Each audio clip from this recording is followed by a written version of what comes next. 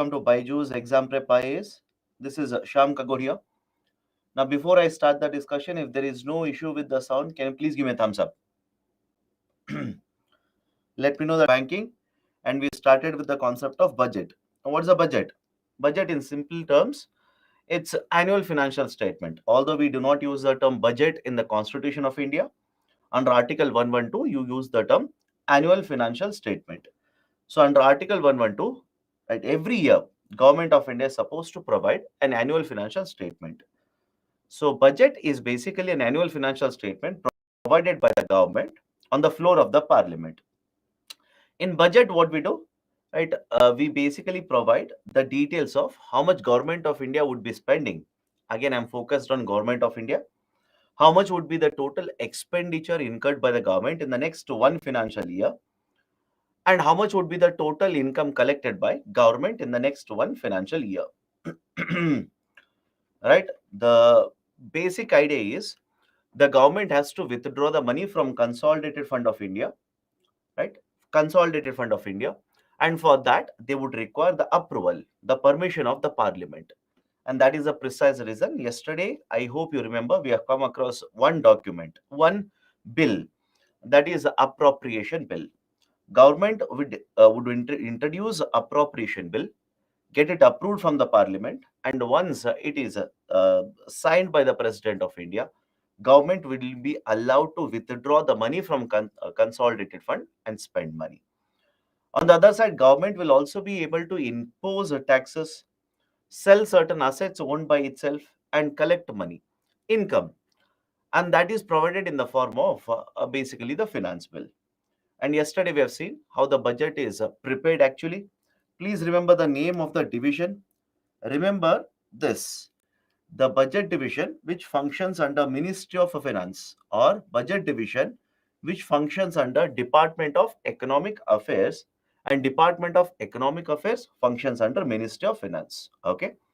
So it is this budget division which will prepare the budget documents, and once the budget documents are ready, these are signed by the finance minister, then these are introduced in the parliament. And basically in the parliament, this is how, right, once it is introduced, there is a discussion on it, then there is a standing committee, right. Standing committees will look into all of these expenditures to be incurred by the government. They will approve this, then these will be sent to, that is basically approve means they will give a report on this to the parliament. Now there is a detailed discussion in the parliament, and once a detailed discussion based on the demands for grants will take place, these are passed, then we have appropriation bill, and appropriation bill is passed, sent to Rajya Sabha. Rajya Sabha will pass it, send it to President of India, and once President of India will sign, that basically government will be allowed to withdraw funds. So this is where this is so far what we have discussed in yesterday's class. Now let's start. Let's go forward. Now whenever you talk about budget, pure economics now, understand. Henceforth we'll start discussing purely economics. Sir, what do you mean by pure economics? For those students for whom polity is over, I'm pretty sure you can understand when I say lot of these concepts you already have learned even in polity classes. Correct me if I'm wrong. A lot of these concepts you have already learned even in polity classes. So there's a slight overlap in the beginning, but now it's purely economics, right? You would not have learned about this in polity classes. This is purely economics now. Whenever you talk about budget, budget can be divided into two parts. Whenever you talk about budget, budget can be divided into two parts. One is called as a revenue account in the budget, and the second one is called as capital account in the budget. Understand all these concepts very carefully. One is called as a revenue side or revenue account in the budget. Second one is called as a capital account in the budget. Now, what is the basic idea? How do we differentiate between what is a revenue, what is a capital? Simple idea. Whenever, please understand this, it is going to increase or decrease asset or liabilities of government. Whenever the transactions are going to increase or decrease the assets or liabilities of the government, we classify them under the concept of capital account. Any difficulty, please do let me know right now. Whenever it is going to increase or decrease the asset or liabilities of Government of India, will classify them under capital account. Many of you will ask me, sir, what do you mean by that? Let me ask you a very simple question. Government of India sold Air India. Please tell me now. Government of India, couple of years ago, sold Air India.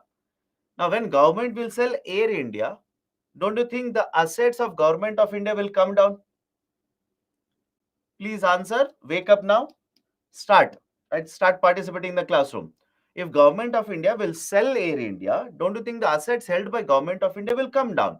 Of course, yes. So now can I simply say, if government will sell the companies owned by it, right, any amount they will receive, I will have to write it under capital account. All of you will agree? I'll have to write it under capital account. And this is called as disinvestment. This basically is called as disinvestment. What do you mean by disinvestment? Whenever government will sell certain assets and collect money, that process is called as a disinvestment. Now, how they will do it, right? What is the purpose? Is there any problem with this? Any new policy related to this, etc., etc.? We will understand it later. Please do not worry. Okay. Now, let me give you one more example. Government of India will spend money and construct a road. Government of India will spend money and construct a road. Please tell me, is Government of India's assets going to increase or not? Simple question. Do not complicate it. Please do not complicate it. Keep it always simple. Third, government will issue bonds in the market and borrow. Third point now, Government of India will issue bonds in the market and borrow from the market. Please tell me, will the liabilities of government change or not? So I hope you understand. So whenever these transactions are going to change assets or liabilities of the government, we will keep it under the concept of capital account. On the other side, there is a revenue account. There is also a revenue account. What is the basic idea of revenue account? Any transactions which are associated with day-to-day activities of the government. Any transactions which are associated with the day-to-day activities of the government, day-to-day governance activities, right? These are associated with the revenue account. For example, let me know, taxes. Very simple example, taxes. Don't think Government of India will collect taxes on day-to-day basis? Because of government activities done on day-to-day basis, don't you think government will collect taxes? And please tell me this also. Many of you will say, sir, no, sir, income tax they will collect once in a year. Don't do that. But simple question to you. Even if they collect a tax once in a year, does it change any liability of Government of India? Do you think the taxes collected by the government, they will pay it back to you? Of course, no. Right? Nothing will be paid back to you. So any transactions that are done, right, or any income collected, expenditure done because of government activities on day-to-day basis and which are not repaid, which will not change any asset or liability of government, these will be kept under revenue account. These will be kept under revenue account. Another example, subsidies. Agreed? Another example, subsidies. Don't you think government during the course of day-to-day activities will provide lot of subsidies to the people? Let me give you another example. Salaries paid to the government employees. Salaries which are paid to the government employees, right? So basically these are the kind of transactions which are kept under the revenue account. Now I'll go forward. Please understand, do not complicate it. Keep it always simple. Basic idea is any transaction that will either increase or decrease the asset or liabilities of government, will keep it under the capital. And if it is not going to change any liability or change asset of Government of India, will keep it under the revenue account. Now revenue account, revenue account are going to be further divided into two parts. Revenue account will be further divided into two accounts. Capital will be further divided into two accounts. One is called as a revenue expenditure and second one is called as a revenue receipts. One is called as a revenue expenditure and the second one is called as a revenue receipts. Same thing you do for capital. Capital, I'll write directly, capital expenditure, capital receipts. capital expenditure and capital receipts. Okay, this is receipts, capital receipts, and this is capital expenditure. Okay, capital receipts and capital expenditure. Can we go forward now? Can we go forward? Anybody has an issue with regards to the classification of budget account?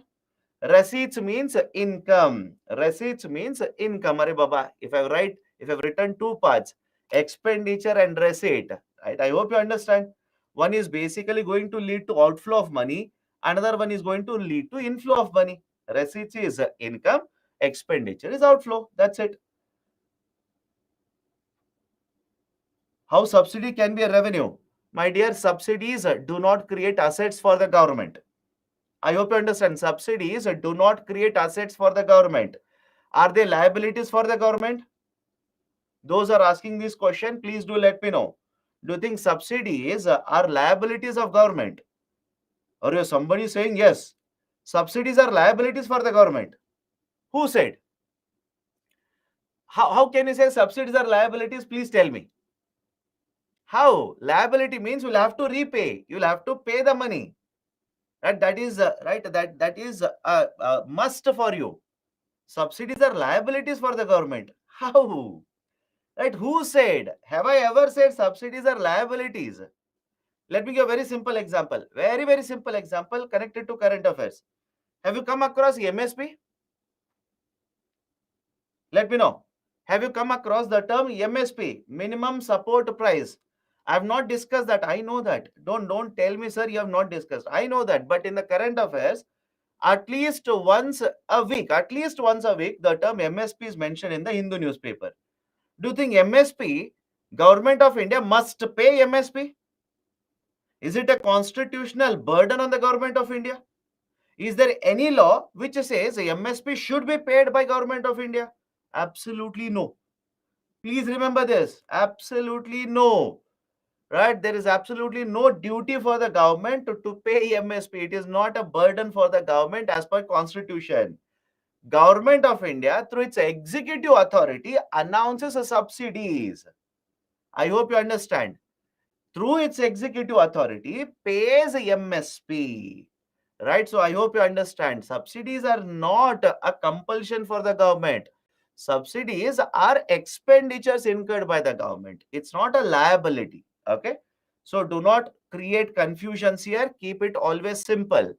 And if you keep on arguing, I'll simply say, ask Government of India. This is a classification done by government and it is right. It is right. You don't worry about it. Okay. Now, revenue receipts, capital receipts. Let me start discussing from the receipt side. Let me start discussing the receipt side first. Now, receipts means what? Basically, the income. Revenue receipts are those incomes which are received by the government from all the sources during its course of government activities. During the course of government activities, how much money will be collected by the government? This is called as revenue receipt. And have a look at this. These receipts do not create any liability for the government. Do not create any liability for the government, or these will not lead to reduction in the asset. Please by heart all of them. Please by heart all of them. Revenue receipts do not create any liability. They do not increase liability, nor do they decrease assets held by the government. Now, second one, capital receipts. Second one is capital receipts. These create a liability, or these will reduce the assets held by the government of India. For example, I said, what if government of India will issue bonds and collect money? Simple question. What if government of India will issue bonds and collect money? Can I simply say government is collecting money today, but it is going to create a liability for the government of India? Liability means what? There is a debt you will have to pay at certain point of time. On the other side, what if government of India will sell LIC? What if government of India will sell, right? Let's say Steel Authority of India Limited. Right? What if government of India sells Air India, Modern Foods, Maruti, etc.? It will reduce the assets held by government of India. So these are obtained by the government by raising funds through borrowings, recovery of loans, and disposing means selling of the asset. Right? This is basically the revenue receipt and capital receipt. Now, I'll come back to this previous slide, don't worry, but please make an observation. Please make an observation. I'll write the numbers now. You will have to focus now. I will write revenue receipts as 1, recovery of loans as 2, disinvestment as 3, borrowings as 4. Now, please make an observation. This is a very simplified version of budget receipts. Please make an observation. Can I say the total receipts? I'll write in a separate slide. The total receipts of Government of India are 1 plus 2 plus 3 plus 4. 1 plus 2 plus 3 plus 4. Any difficulty here? Total receipts collected by the government are 1 plus 2 plus 3 plus 4. Anybody has a difficulty? Now within this, I'll basically divide them into two parts. I'll call these as debt creating receipts. How? Arey Baba, what are you listening to then? What are you listening to? Two of the students are asking how total receipts are 1 plus 2 plus 3 plus 4. What are you listening to? What are you seeing? I absolutely have no idea. Early morning, but please wake up. At least now you'll have to wake up. If you ask me how total receipts are 1 plus 2 plus 3 plus 4, then I'll have to teach you mathematics. Is it not revenue receipt 1? Receipt is income, right? Recovery of loans is 2, disinvestment is 3, and borrowings 4. I said total receipts is 1 plus 2 plus 3 plus 4. Anybody has a doubt how 1 plus 2 plus 3 plus 4? Let me know. Does anybody have a doubt how can I say total receipts is 1 plus 2 plus 3 plus 4? Arey Baba, listen, no? Right? Wake up now. Wake up. Right? Listen. Second, within this only, I will call debt creating receipts and non-debt creating receipt. What do you mean by debt? Debt means simple. Any receipt which will lead to an outflow of money in the future. Simple. Right? Debt means any receipt that you're collecting today which will lead to outflow of money in the future. Now, please have a look at it. Please have a look at all the 4, 1, 2, 3 and 4. Please tell me out of all the 4, which of the receipts are going to create a debt for Government of India? I'll repeat the statement. Please make correct observations. Do not complicate it. Please make correct observations. Out of all the 4, which of these receipts are going to create a debt for government? Debt, I hope you understand. Debt means you will collect the money today and you will make the payment in the future. Very interesting answers I'm getting. My dear, you will collect taxes and non-taxes. Let me ask you a very simple question. Let's go one by one because many of you are actually confused here. Right? Do not have confusion. It's a very simple idea. Right? Let's look at revenue receipt. And there are two students who are saying, sir, why are you not adding tax receipts and non-tax receipts when you collect receipts, when you talk about total receipts? My dear, when I count total revenue receipts, is it not the sum total of tax and non-tax? Make observations, no? Please make observations. Right? So when I say total of revenue receipts, is it not the sum total of taxes as well as non-taxes? Right? So please understand. Now, please tell me revenue receipts. Please look at any components in the revenue receipts. Is it going to create a liability for government? Right? Liability means any of these revenue receipts, are you going to repay it in the future? I hope you understand liability. If I give you a loan of 100 rupee today, you will give it back to me after 1 year. So can I say there is a liability of 100 rupee on you? There is a liability of debt on you. So please tell me anything under 1, anything under component 1, is there a borrowing? Is it going to create a liability? Ore Baba, very interesting answers by the way. Very interesting. Some of you are saying, sir, direct taxes are paid by the government back. Who said? Where has Government of India given back taxes to you? Please tell me. I will also file same taxes to Government of India. I also want to save money. Nobody will give you that amount of taxes, don't worry. Some of you are saying dividend. My dear, you will earn a dividend. Is it going to create a liability for you? Let me know. You are going to earn a dividend. Dividend means what? Again, please revise. We have discussed it already. Part of the profits, earned by companies will be given to the owner of the company. Owner of the company. Now, this is called as a dividend. This is called as a dividend.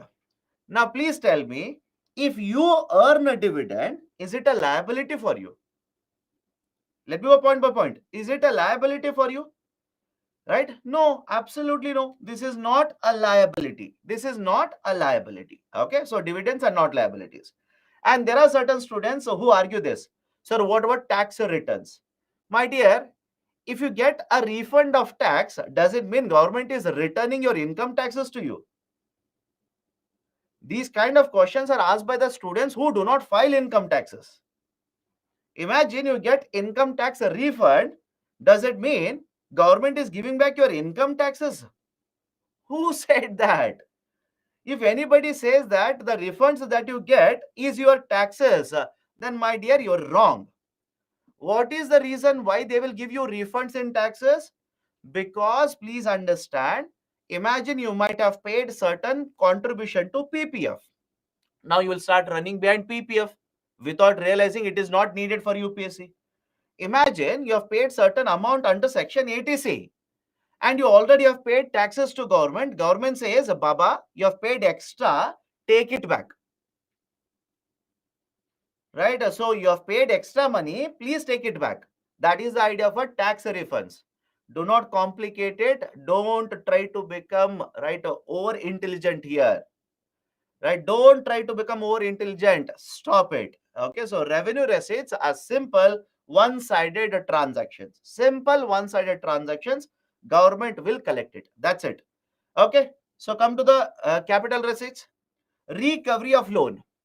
Imagine government of India has given a loan to a state government and government will collect it back this year. Very simple. Imagine in 2020, central government has given a loan to the state government and this year central government has collected the money back. So please tell me, is it going to create a liability for the government of India? Let me know. Is it going to create a liability for government of India? Some of you say yes. All the best then. No, it is not going to create liability. Arey Baba, can't you understand the term liability? Liability means you will have to repay the money. Some of you do not even understand what is liability. Center will give 100 rupee to the state back in 2020. And state government will return this 100 rupee to the central government in 2023. So where is the liability on the central government? You tell me. Where is the liability on the central government? You please enlighten me. Early morning, please enlighten me. There is no liability created. Right? So please think very carefully. Disinvestment. Government of India will sell Air India and collect money. Where is the liability here? Again on government of India. Think on government of India.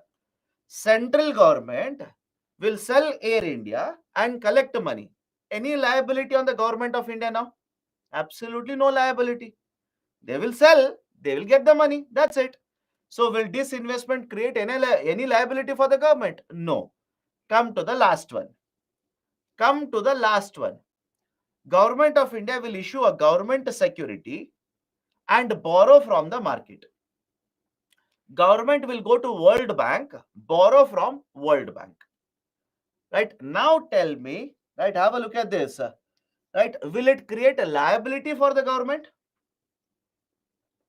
Will it create a liability for the government or not? Liability means you are collecting money and in the future you will have to repay the money. So now can I simply say, out of all these receipts, right, government is going to have a liability only under the fourth one. Any problem here? And there is one student who basically commented, by giving these examples, you are confusing the student. My dear, as far as I can see, only you are confused. Tell me what is your confusion. I do not want to take the name. If you are confused, tell me what is your confusion so that I can address it. Because based on the comments of the students, they are not confused. If you are confused, let me know. So argument is very simple. Argument is very simple. You will collect money. Is it going to create a liability? Liability again means you will collect money today. Are you going to repay this amount in the future? There is a must payment in the future. That is called as a liability or a debt. Borrowings create a debt, whereas any other receipts do not create a liability for the government. Sir, what is a disinvestment? Disinvestment means government will sell certain assets in the market. Very simple. Government will sell the assets in the market and collect money. Now, government can sell half of the asset. All of you will agree? When I say this, please understand this. Can I say government will sell half of the asset? Half means what? Government will sell 50% of the asset for 50% of company. Government will sell 20% of the company. Government will sell 10% of the company. But essentially what government of India is doing, it is selling certain asset in the market and collecting money. So when you sell the asset, there is no liability created. That is the reason this is called as disinvestment. So what is the recovery of loans? I'll explain it again. In the past, right, let's say in the past, government of India has given loan to a state government. Now this year, government will recover. Recover means collect the loan back. So when you collect the loan back, it is not going to create any liability. It is a recollection of money. That's it. There is no liability created here. Now there is one more term, grant. There is one more term, grant. Now please understand this. What is the concept of a grant? Loan means a debt is created which has to be repaid. All of you will agree? Loan means you will collect the money today, you will repay it in the future. Whereas grant simply means the money which is paid but not collected. Simple. The money which is paid but not collected. Right? Simple one-sided transfer. That's it. For example, if World Bank will give a loan of 100 crore rupee to Government of India, it has to be repaid. All of you will agree? When it will be repaid, that will come future. It has to be repaid. But if the World Bank will give a grant of, let's say, 100 crore rupees to Government of India does not pay it back. It will never give it back. That is basically the idea of revenue receipts and capital receipts. Now, please have a look at it carefully. Debt creating receipts. Can I say debt creating receipt is only 4 here? Let me know. Only 4 here. Debt creating receipt is only 4. And non-debt creating receipts are 1 plus 2 plus 3. Non-debt creating receipts are 1 plus 2 plus 3. And within non-debt creating receipts, can I further divide this as non-debt creating revenue receipts, non-debt creating revenue receipts, and non-debt creating capital receipts. Non-debt creating capital receipts. Now, please have a look at the picture. I'll show you the picture. Please tell me, out of all of them, how many or which are non-debt creating capital receipts? Please look at the picture and tell me, out of all the 4, right, which are non-debt creating capital receipts? Listen to me carefully. Some of you are not listening. Non-debt creating capital receipts. Arey Baba, how can 4 be non-debt creating receipt? Just now we have covered it, but even then you will keep on throwing it. Tell me, how can number 4 be a non-debt creating receipt? Did we not discuss this 5 minutes ago or 2 minutes ago? But you are not able to listen to me, right? So listen carefully. Non-debt creating capital receipts. Can I say number 2 and number 3? Anybody has a problem? Non-debt creating capital receipts, number 2 and number 3. Number 2 and number 3. I'm saying number 2 and number 3 include a number 2. Right? And on the other side, non-debt creating revenue receipts. Can I say number 1? Anybody has difficulty now? Can we go forward? And those who are asking, sir, right, what is a non-tax receipt? My dear, examples are there right in front of you. Sir, what is a tax receipt? Examples are there right in front of you. And 2 students are asking, right, what is borrowing? Right, I do not understand what to say now. 2 of the students are asking, what is borrowing?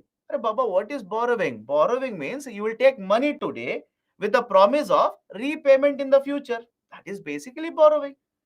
In this, investment assets is reducing, so it could be liability for government. How? If your assets will reduce, how it is a liability? Please tell me. How it is a liability? Right? I do not understand. How are you thinking of it? It's not a liability. Assets are reducing. That's it. Okay. Who all give grants to Government of India? My dear, World Bank gives grants. Many of these development finance institutes provide grants to the governments. Right? Many institutes provide grants. Okay. Now, let me go forward. Government expenditure. Again, we'll divide government expenditure into 2 components. We'll divide government expenditures into 2 components. Have a look at this. Revenue expenditure and capital expenditure.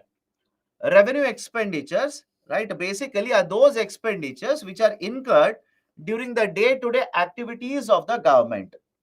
During the day-to-day activities of the government. For example, I'll show it, don't worry. Expenditures that do not result in the creation of assets are considered as revenue expenditures. Right? For example, have a look at this picture now. Right? Expenditure incurred in order to maintain law and order, defense expenditure, interest payment, subsidies which are paid by the government to farmers, subsidies paid to elderly people, subsidies paid for LPG cylinders, welfare payments, pension payments, grants for creation of capital asset. Now let me be focused on the last component here. Slightly tricky, please understand this carefully. Let me be focused on the last component, grants for creation of capital asset. Now what do you mean by grants for creation of capital asset? Please understand this. Central government will provide the money, that is a grant, to the state government. State government will use this to construct infrastructure. Listen very carefully. Central government has given money, that is a grant, to the state government. State government will construct infrastructure. So question number 1. This infrastructure, is it going to increase the assets of Government of India? Question number 1.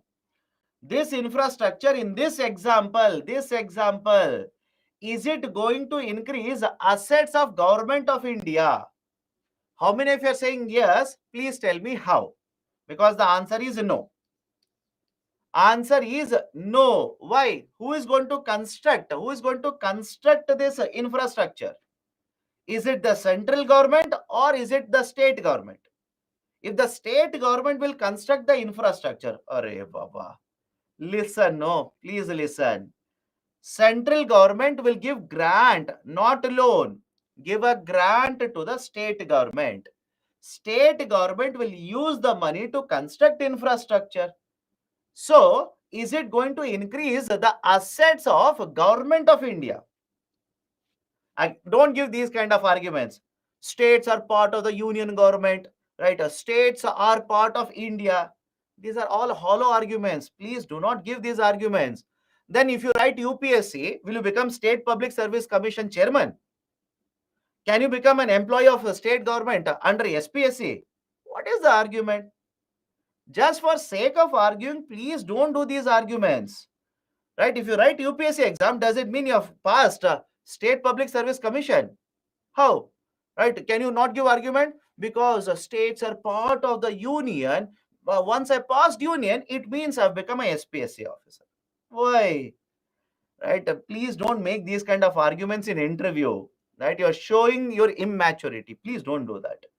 So states budget is different, central government is budget is different.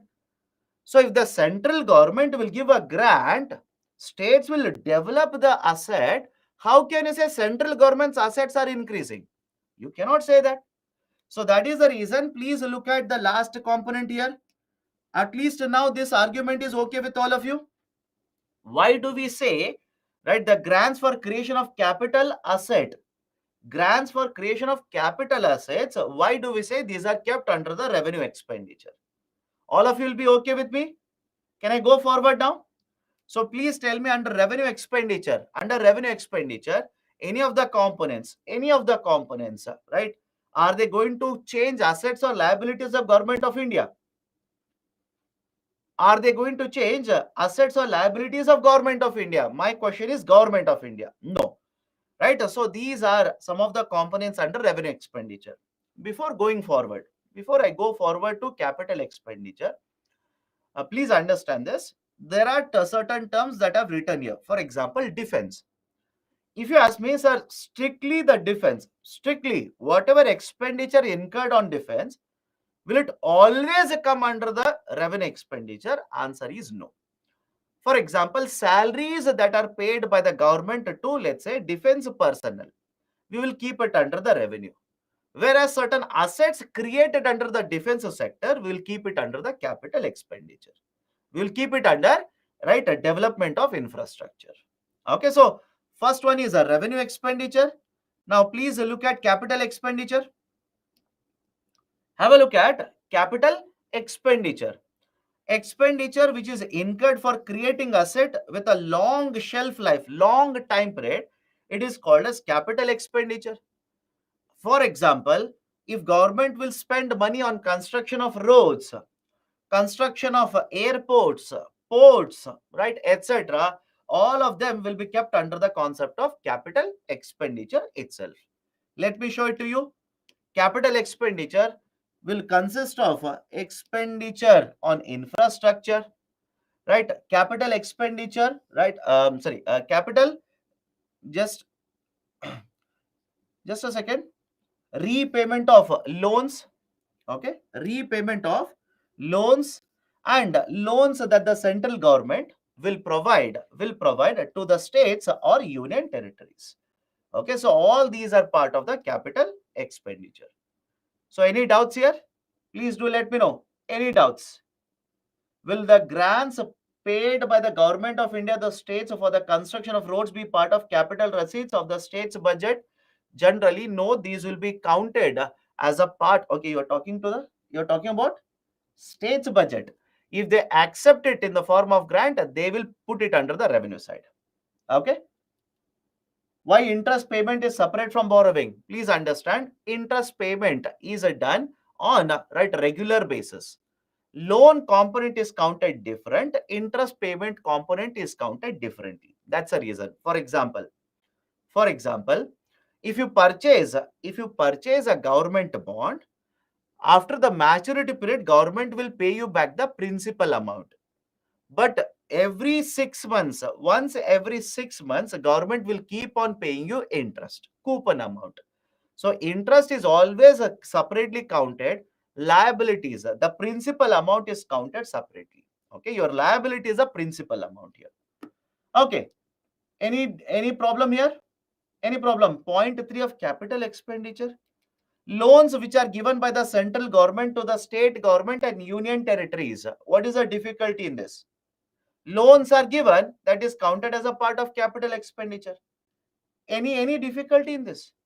What is pension? Are Baba, that you will have to learn. What is pension means what? You have provided services, pension will be provided to you.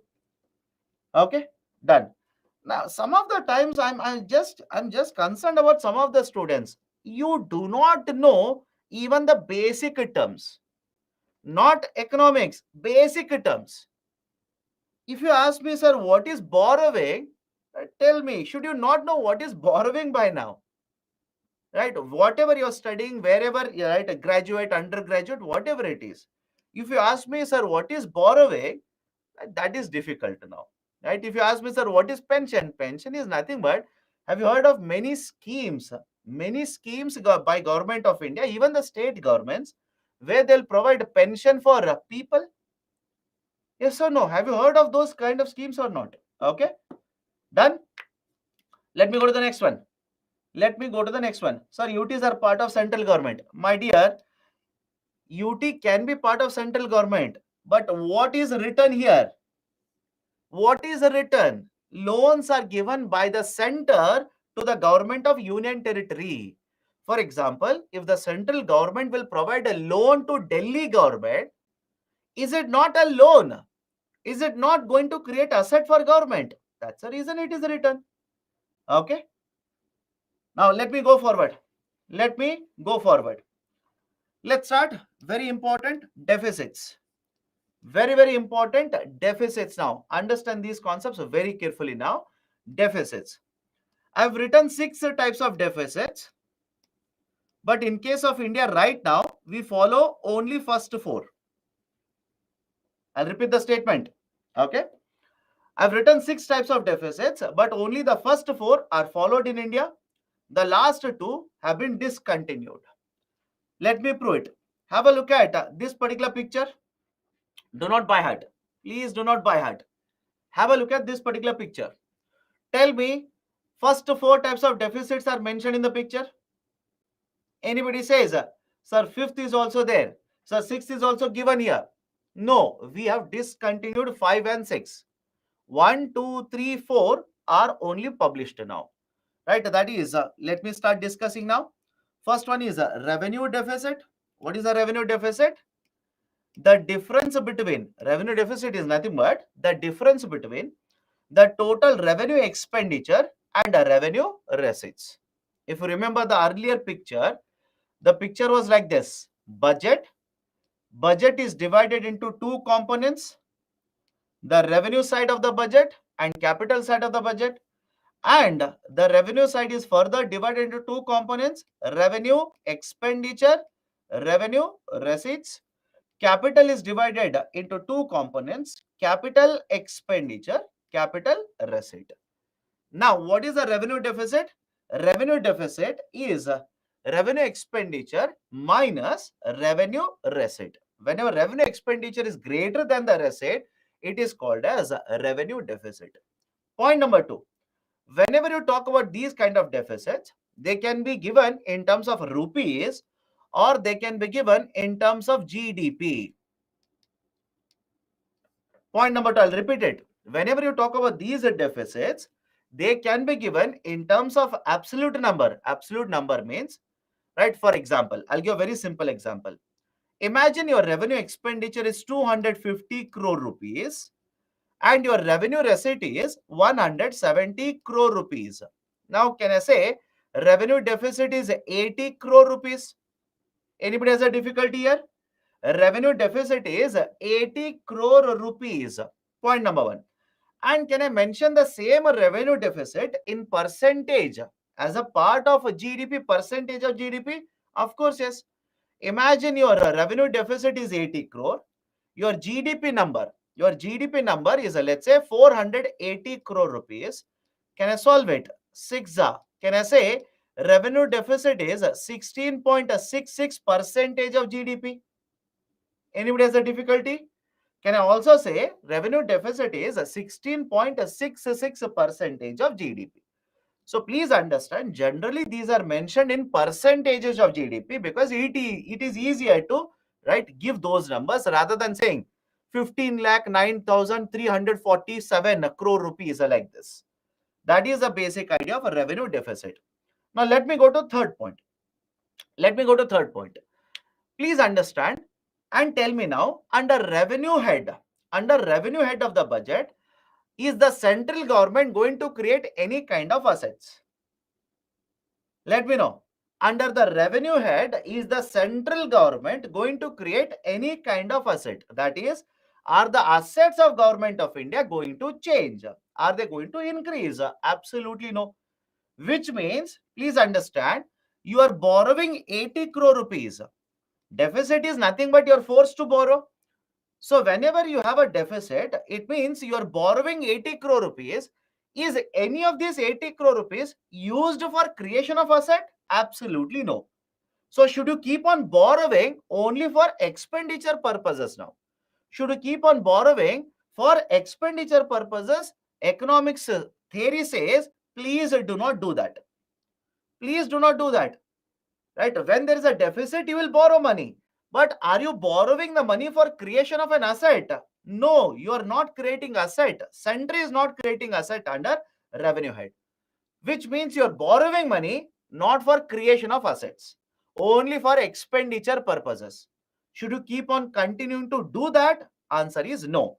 Hence, can I say, if government of India will target a revenue deficit is equal to 0% of GDP, this is a good measure by government of India. Let me know. If government of India says, I want to reduce the revenue deficit to 0%, that is good for me. Anybody has a problem regarding this statement? This is the fourth point. Anybody has a problem regarding this statement, please do let me know. Otherwise, I'll go forward. That is the reason, if you are reading newspapers, generally government of India says, I want to reduce revenue deficit. I want to bring it to 0%. Why? It simply means, even if I borrow any amount of money, understand this. Imagine revenue deficit is equal to 0%. Right? Listen to me very carefully. If revenue deficit is equal to 0% and government will borrow 1 lakh crore rupees, please tell me what is the reason government of India is borrowing? What do you think is the reason government of India is borrowing? Is government borrowing 1 lakh crore rupee to take care of revenue deficit? No. Does it not mean government is using this 1 lakh crore rupee for capital expenditure? Correct? Government is using this 1 lakh crore rupee for capital expenditure. What is there in capital expenditure? Mainly infrastructure. That is the argument. That is the argument. So government of India says, I want to reduce the revenue deficit to 0, but right, I will keep on borrowing. That is for asset creation purposes. That is under the capital side. Can we go to the second one now? Effective revenue deficit. Let me know. Can we go to the second one? Effective revenue deficit. Anybody has a difficulty in RD? Let me know. All these are very important. These concepts are important now. Okay. Second one. Explain once again. Arey, my dear, if your expenditure is 250 crore and your income under revenue head is 170 crore, you are borrowing this 80 crore rupee. Correct or not? Those who are saying not understood, I'm expecting answer from you. If you are spending 250, you are collecting only 170. From where will you get this extra 80 crore rupees? From where? You will borrow from the market. Now, under revenue expenditure, please tell me, is the central government creating any asset? That is the reason I started with revenue receipt, capital receipts, etc. Under revenue expenditure, are you creating any asset? No. Which means you are borrowing money, but you are not using this money for creation of asset. You are not using any of this for creation of asset. Please do not do that. That is the reason government says, I want to reduce the revenue deficit is equal to 0% of GDP, which means I want to ensure whatever is my expenditure under the revenue head will be equal to my income collection under the revenue head. Right? Which also means if you borrow 1 lakh crore rupee and your RD is equal to 0%, it means you are not using this 1 lakh crore rupee under the revenue head, you are using this under the capital head. Under capital head, you will use money for creation of assets. That is good for you. Let me go to the second one. If you look at revenue expenditure, there is one concern. What is the concern? Please have a look at it again. If you look at the revenue expenditure, there is one concern. No doubt, under the revenue head, government will not increase its assets, but there is also a point of grants for creation of capital asset, which will ultimately lead to creation of asset. I will repeat the statement. Listen very carefully. Under the revenue expenditure, no doubt central government's assets will not increase, but the GCCA component at the last, that is ultimately, will lead to creation of an asset. That is the reason some of the experts argued that whenever you want to find out a revenue deficit, want to find out revenue deficit, your argument is under revenue expenditure, no asset creation will be done. But there is a GCCA which will lead to creation of an asset, but not of central government, but somewhere in the economy. That is the reason we have one more component, one more type of calculation called as effective revenue deficit. Effective revenue deficit is nothing but revenue deficit minus grant for creation of capital asset. That is, I can write it in this way also. Revenue deficit is nothing but revenue expenditure minus revenue receipt, and I will write minus GCCA. This is nothing but effective revenue deficit. Can I restructure this formula? That is revenue expenditure minus GCCA minus revenue receipt. This is basically the idea of an effective revenue deficit. Now let's say hypothetically, I'll just throw the same numbers. Imagine revenue expenditure is 250 crore rupee. The revenue receipt is 170 crore rupee. Revenue deficit is 80 crore. But out of revenue expenditure of 250 crore, what if 20 crore rupee was given as a grant for creation of an asset? It was basically a grant for creation of an asset. Now can I simply say the number, that is effective revenue deficit, will be 60 crore rupee. What is the meaning of it? Now please tell me, out of this 60 crore rupees, can I say out of this 60 crore that you have used, borrowing money that you have used, none of it is used for creation of asset? Let me know. Compared to 80 crore rupees, understand the difference here. Sir, why do we calculate effective? Why not we stop at revenue deficit? Why do we calculate effective here? Can I say out of 80 crore rupees borrowings that you have done, some of it was used for creation of an asset, not by the central government. Not by the central government, but some of it was used for creation of an asset. But look at 60 crore rupees. Now can I simply say in 60 crore rupees, none of it was used for creation of an asset. Everything was consumption expenditure. I hope you understand the difference now. Now please tell me, based on this, between RD and ERD, don't you think ERD is a much better indicator? I hope you understand. Between RD and ERD, don't you think ERD is a much better indicator? Right? That is the second one. Let me go to the third one, fiscal deficit. Let me go to the third one, fiscal deficit. What is a fiscal deficit? Fiscal deficit represents borrowings done by the government. Very simple. What is fiscal deficit? A fiscal deficit represents borrowings done by government. How do I prove it? Let me show it to you. Total expenditure. What is the total expenditure by the government of India? Capital expenditure and revenue expenditure. Correct? Total expenditure is nothing but sum total of capital expenditure and revenue expenditure. But on the other side, please look at the non-debt creating receipts.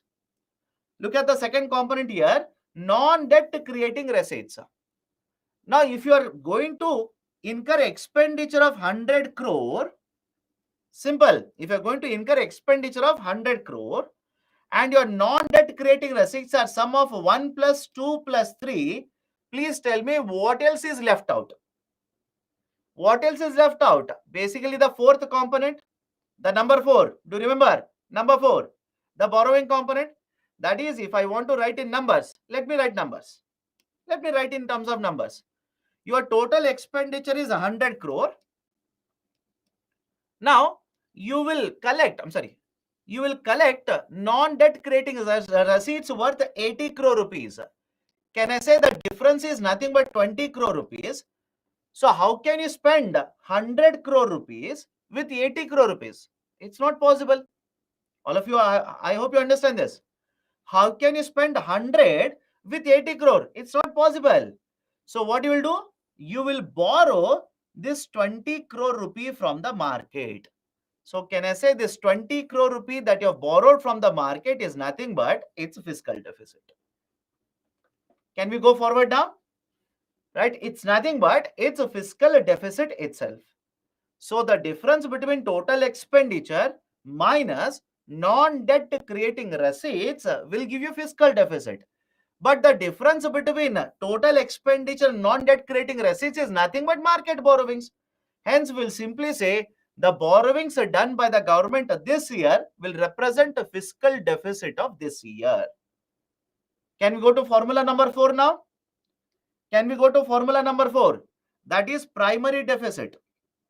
Formula number 4 is primary deficit. Slightly tricky. Please understand this carefully. Slightly tricky. What is the formula for primary deficit? It is fiscal deficit minus interest payment. Fiscal deficit minus interest payment. Now listen to this carefully. Slightly tricky. Listen. This year, I repeat, this year, that is for the financial year 23 and 24. Imagine, Government of India will spend 100 crore rupee on subsidies. 100 crore rupee on subsidies. Government will spend 200 crore rupees on construction of road. And third, government will spend, let's say, 50 crore rupees to pay interest. To pay interest. Point number 1. Point number 2. Now, why do you think government is paying interest? Can I say government is paying interest in this year because government has borrowed in the past? All of you agree? Point number 2, please do let me know if you understand these concepts, right? It is just a game for you. Government is paying an interest of 50 crore rupee in this financial year because let's say hypothetically, government took a loan back in the year 2020. Government has taken a loan. Government has borrowed in 2020. But on the other side, can I say expenditure 1, expenditure 2? I repeat. On the other side, expenditure 1, expenditure 2, both of them are related to activities of the government in the current financial year. I'll repeat the statement. Think of it and do let me know. On the other side, expenditure 1 and 2, that is the money that has been spent by the government of India, both are related to the activities done by the government in the current financial year. Now, can I go forward and use two statements? The first two are related to activities of the government in the current financial year, and third one is related to activities done by the government in the past. Anybody has a problem, please do let me know, because I'll go to the next point now. I'll go to the next point. Now, next, imagine this year. Imagine this year, government will basically have a fiscal deficit of 500 crore rupees. Imagine this year, government will have a fiscal deficit of 500 crore rupees. Now, what do you mean by fiscal deficit of 500 crore rupee? It simply means government is borrowing. All of you agree? The government of India, I said, has a fiscal deficit of 500 crore rupee, which means government is borrowing 500 crore in this year. Now, please tell me, don't you think if government borrows this year, it simply means government finances are weaker this year? Let me know. I will repeat the statement. Government is borrowing this year, does it not mean that government finances are weaker? If government finances are very strong, if the capacity to earn income is very strong, why will they borrow money then? Why will they borrow money? They will not borrow money. That is the second point. Third very important point, right? Third very important point.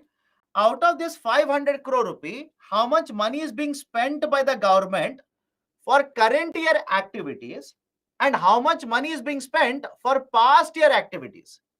Can I divide it like this? out of this 500 crore rupees, how much money is being spent?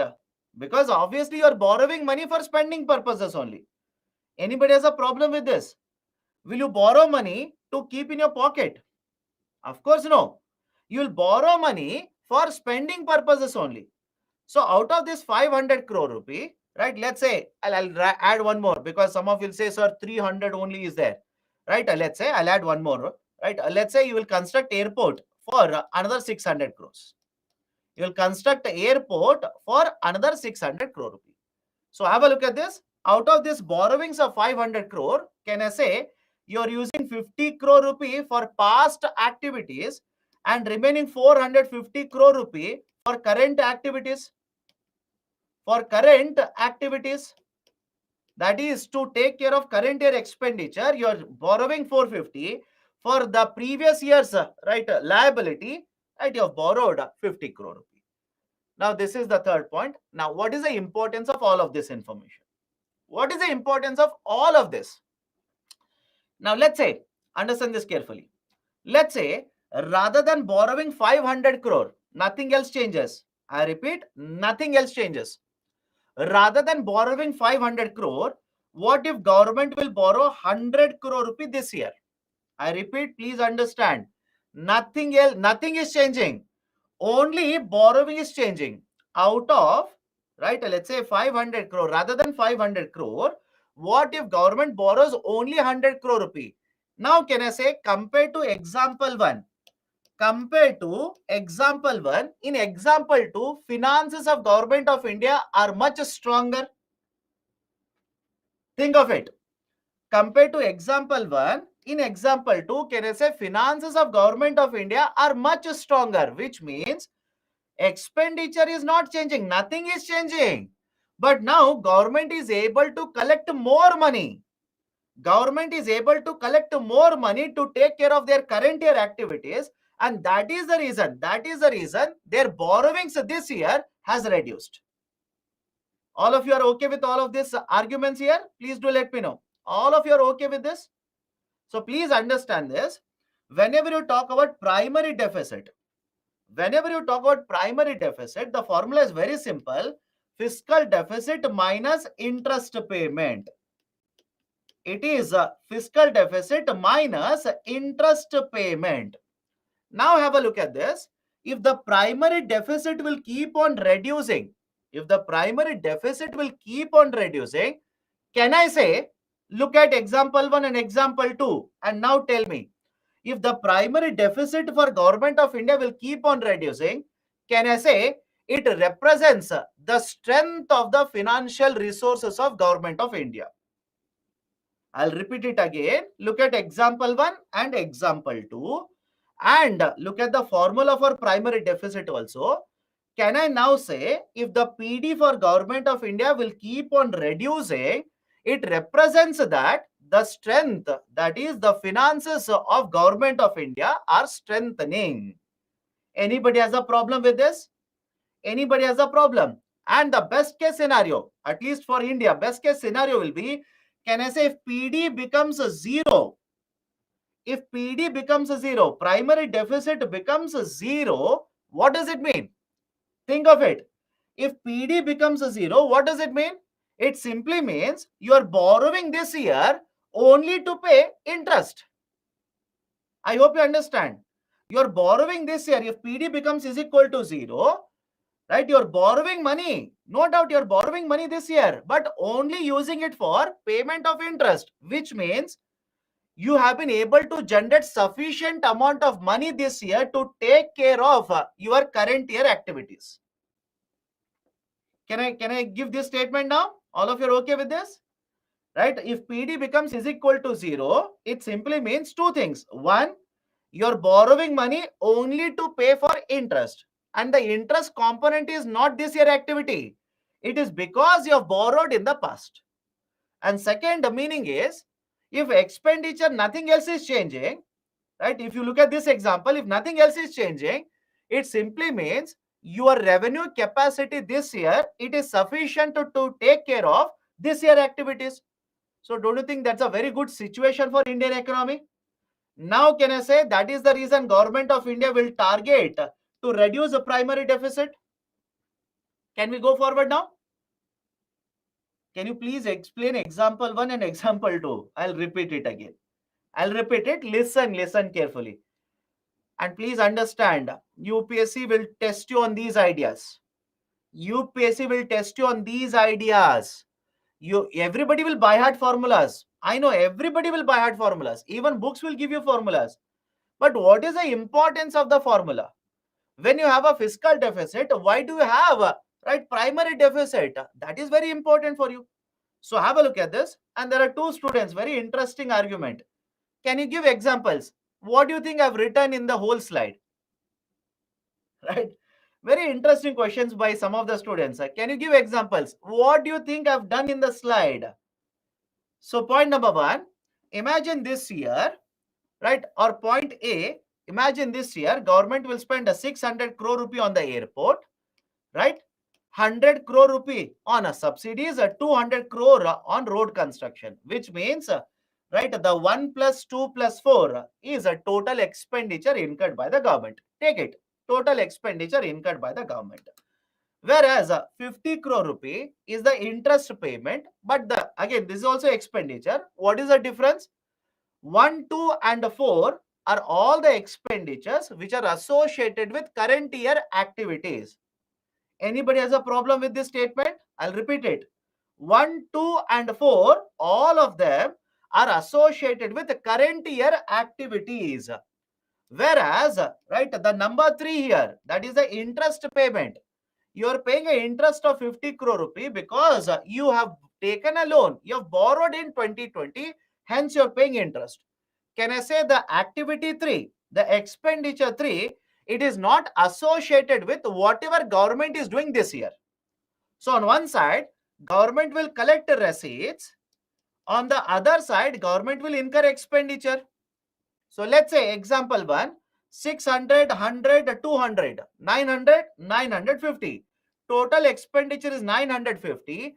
Imagine your receipts are 450 crore rupee. Example 1. Now please tell me, does it not mean you're borrowing 500 crore rupee? Let me know.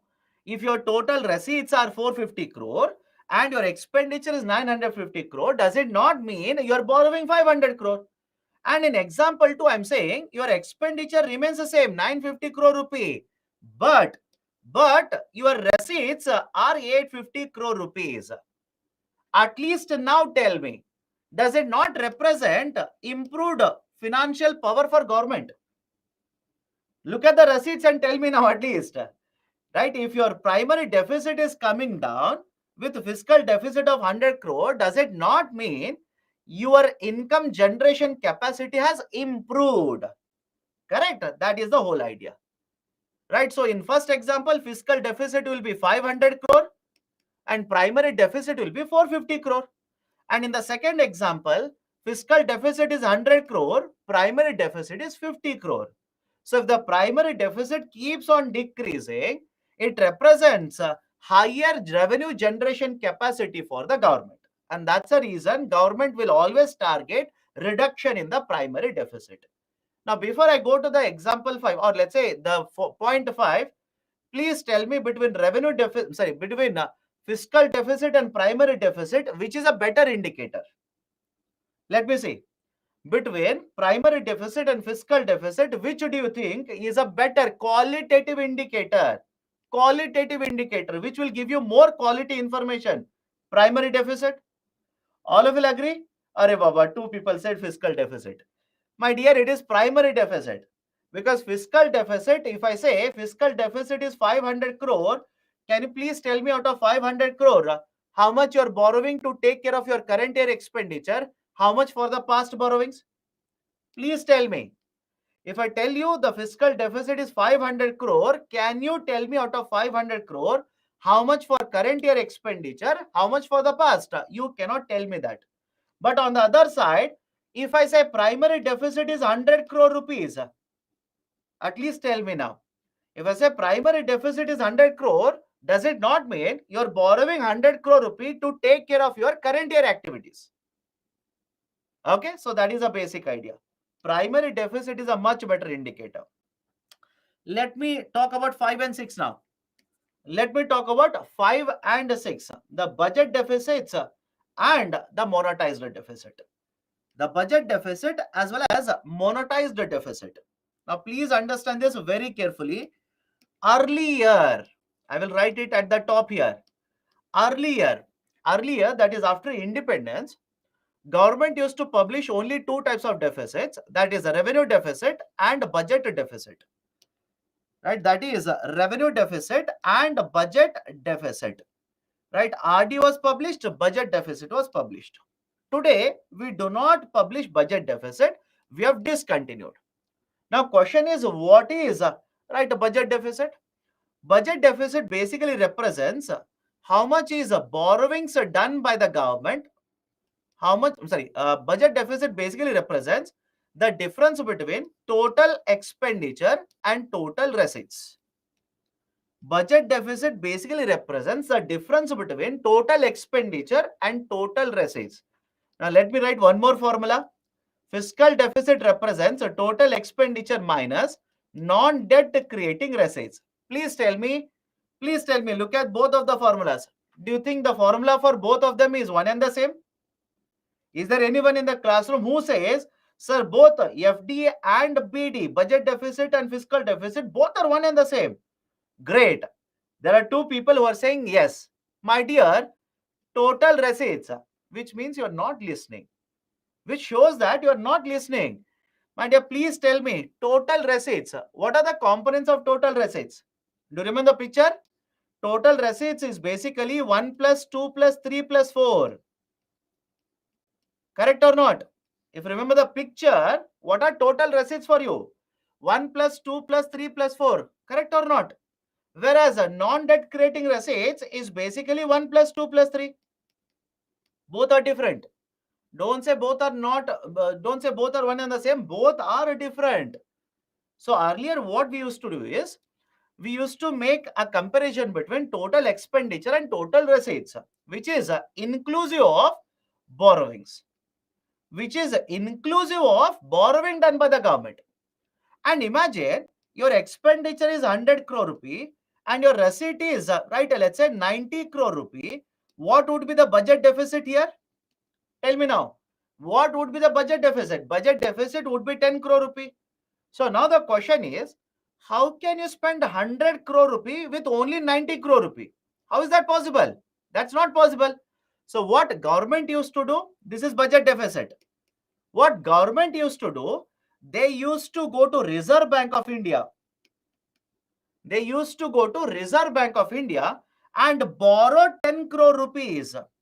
Borrow 10 crore rupees from Reserve Bank of India. Is it okay? I'll repeat it again. Earlier, this is important. Earlier, government used to publish a revenue deficit as well as a budget deficit. So what is budget deficit? It is the difference between the total expenditure and total receipts. Total receipts are basically 1, 2, 3 and 4. Right? That is a recovery of loans. Right? The revenue receipts, that is tax receipts as well as non-tax receipts. Right? They used to borrow from the market. All of this. Right? 1 plus 2 plus 3 plus 4. Even after that, there used to be a gap between the expenditure as well as right the total receipt. This is called as a budget deficit. Now, government would simply go to RBI, borrow from RBI, so that this extra expenditure for this extra 10 crore rupees, they will have money from Reserve Bank of India. They will borrow from RBI, spend money in the market. This is called as a budget deficit. And please tell me, did we discuss this? RBI providing loans to Government of India, right? Can we discuss this? I'm sorry, did we discuss this? This is nothing but direct monetization. Do you remember it? This is nothing but direct monetization. Hence, this was called as monetized deficit. Hence, this was called as monetized deficit. So, government would directly borrow from RBI. Government would directly borrow from RBI. Listen, I'm saying it very carefully. Some of you are not listening. Hence, government would directly borrow from RBI. That was called as monetized deficit. Now, please tell me, we have discussed this. Is monetized deficit good for Indian economy? Think of it. Is monetization of deficit, the direct monetization, is it good for Indian economy? Answer is no. Why? That will lead to a lot of inflation in the economy. So we have discontinued the concept of monetization of the deficit. Now, if you have discontinued the concept of monetization of deficit, can you keep on calculating budget deficit? Is there any use of it? Point number one. Right? If you have discontinued monetized deficit, monetization of the deficit is discontinued. Direct monetization, we don't do it. Then is there any point of calculating budget deficit? No, there is no point. And point number two, component 4. Think of this very carefully. Component 4, is it purely an income for Government of India this year? Think of it. The component 4, what is component 4? Borrowings. Right? Can you say borrowings are purely incomes for the Government of India? If you ask me, sir, what do you mean by pure income? I'll give a very simple example. Government of India will give you a driving license. Okay, Government of India will give you a driving license. And when you want to get a driving license, will you pay certain charges to Government of India? Yes or no? Will you pay certain charges to government or not? Anybody here who says, no, sir, I got it free of a cost? No, you will pay certain charges. Government of India will issue a passport to you. Government will issue a passport to you. And when you want to get a passport, right, you will have to pay certain charges. You have to pay certain charges. Second example. Third example, government will issue government bond in the market, collect 100 rupees today now. Now please tell me, between 1, 2 and 3, which of the 3 can you say these are pure incomes for the government? Pure incomes means where repayment is not there. Where there is no repayment, can I say 1 and 2 are pure incomes? Whereas number 3, it is an income today, but in the future you will have to pay it back. So that was the argument. Some of you are saying only 1 is a pure income, only 2 is a pure income. My dear, 1 and 2 are both incomes for the Government of India. Government will collect lot of fees, lot of fines in the process of providing services. So can I say 3 is an income today, but in the future it becomes a liability. Hence, that was the reason borrowings which were considered as a part of total receipts earlier were separated now, were calculated separately, and that's the reason we are calculating fiscal deficit now. Does it make sense to you? That's the reason we have discontinued budget deficit and we have introduced a much better indicator compared to fiscal deficit. Compared to budget deficit, which is called as a fiscal deficit. Any problem with this? Can I go forward now? Can I go forward? Any problem with what I'm explaining? Please do let me know. So budget deficit, monetization of deficit earlier was there. Today we do not follow them. We do not follow. We have discontinued monetization of the deficit. Right? And because earlier in total receipts, even borrowings were counted, argument was the borrowings are not pure incomes for the government because they are going to create liabilities. That's the reason we have discontinued budget deficit. We have introduced fiscal deficit.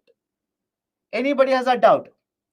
How it become monetization? RBI will print money and give money to bank, then it is a direct money.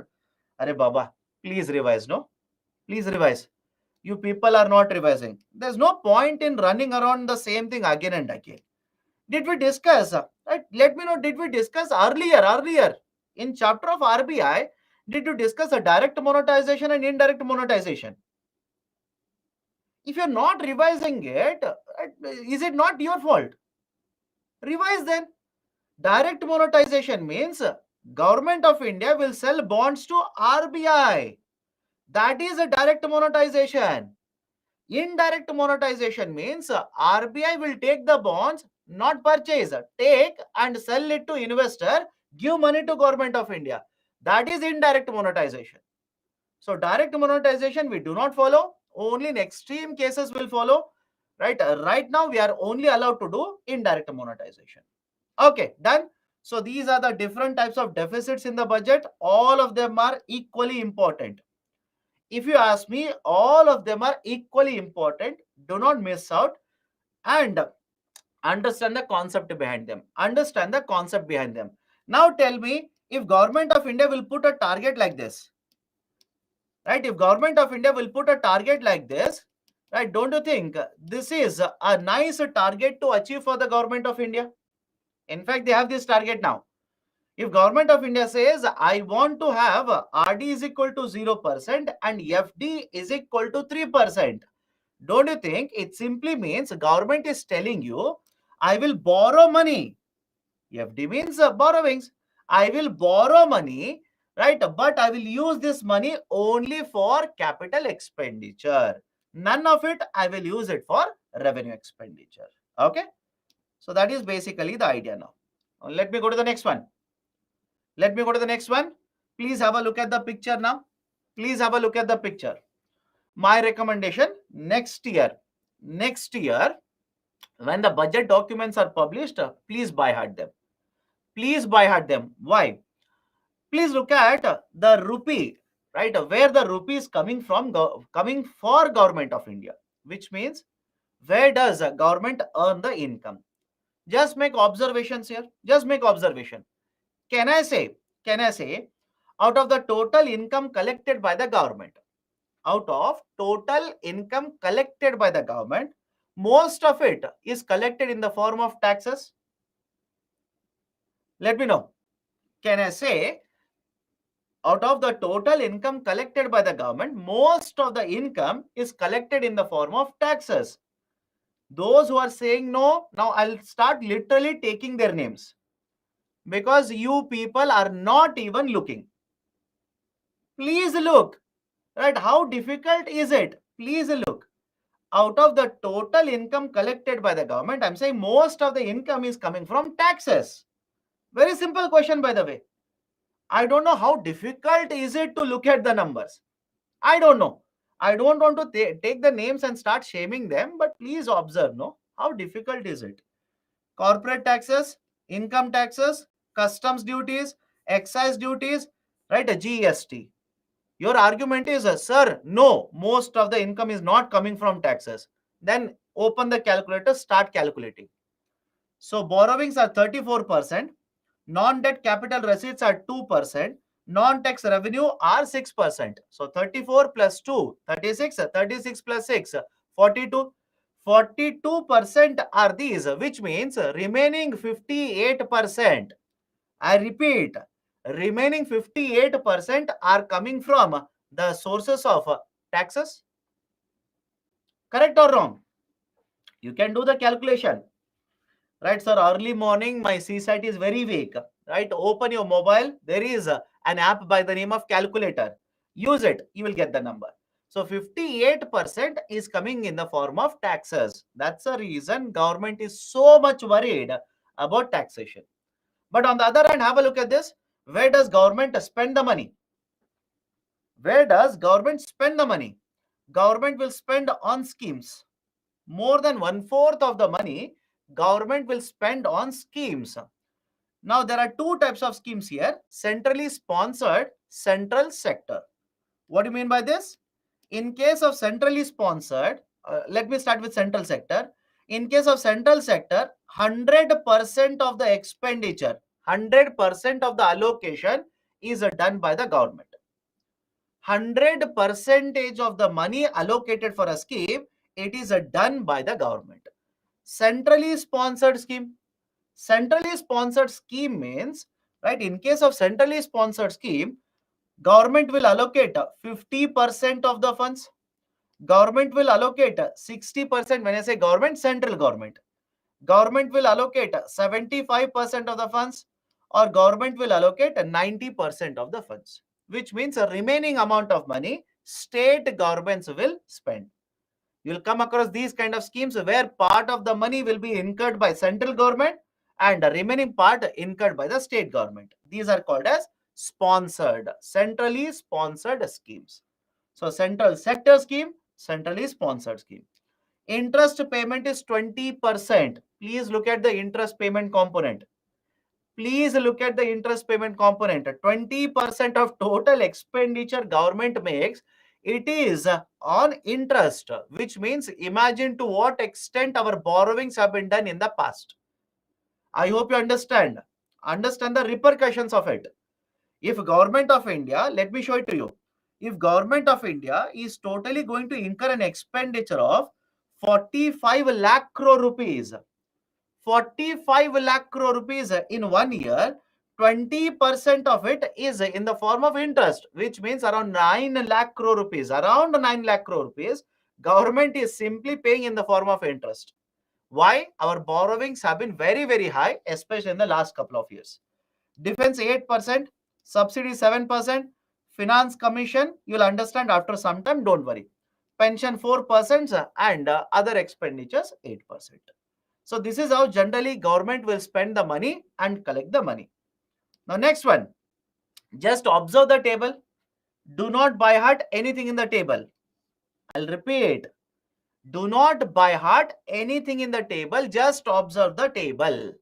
For the current financial year, 23 and 24, for the current financial year, right, what are the estimates provided by the government? Total expenditure is a 45 lakh crore rupees. If total expenditure is 45 lakh, automatically total receipt also has to be 45 lakh crore rupee. How much is the borrowings planned by government of India? This year, the government of India has planned to borrow 17.8 lakh crore rupee. 17.8 lakh crore rupee. That's not a small amount. Very, very huge amount. Primary deficit is 7 lakh crore rupee. Now, please tell me, can we make certain inference here? Can we make certain inference? What is the inference? If a primary deficit is 7 lakh crore rupee, and it should make perfect sense to you. I hope you understand. It should make perfect sense to you. If fiscal deficit is 17.8 lakh crore, primary deficit is 7.06 lakh crore rupee. What is the difference between both of them? Around 9 to 10 lakh crore rupees. And what was the 9 to 10 lakh crore rupee that we have discussed earlier? Is it not interest payment? Yes or no? Is it not interest payment? And if this 7 lakh crore rupee is the primary deficit, what is the meaning of it? It is that government this year, to conduct its activities for this year activities, they are borrowing 7 lakh crore rupee. And remaining amount of this fiscal deficit, they are using it to pay interest. If you don't trust me, after the class is over, use a calculator. You will get all the numbers perfectly correct. Right, so effective revenue deficit is around 5 lakh crore rupees. Revenue deficit is around 8.6 lakh crore rupee, which also can mean, you can use it like this, right? Out of 8.7 lakh crore, if your ERD is 5 lakh crore rupee, which means GCCA component should be how much? Around 3.7 lakh crore rupees. I hope you understand. Can you use all the formulas now? If your revenue deficit is 8.7 and your ERD is 5 lakh crore rupee, what does it mean? GCCA, grants for creation of capital asset, GCCA should be 3.7 lakh crore rupee, which means the center is giving various other institutes, various other authorities 3.7 lakh crore rupees for creation of an asset. That is the meaning. Okay. So these are certain important components. Please do not by heart any number. Do not by heart any number. UPSC will not ask you these numbers. Don't waste your time. Now, this is the graph. This is a graphical representation of different types of deficits. What has been the trend? Please have a look at it. What has been the trend? Please look at it.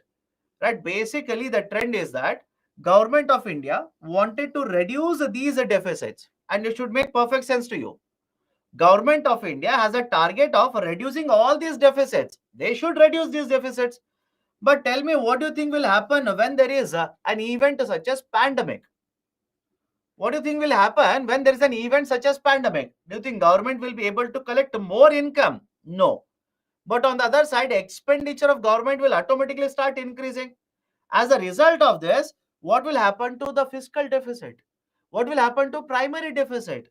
What will happen to revenue deficit? All these deficit will start skyrocketing. And that is the reason it has increased. And now again, Government of India is trying to reduce these deficits. It is trying to target and reduce all of these deficits.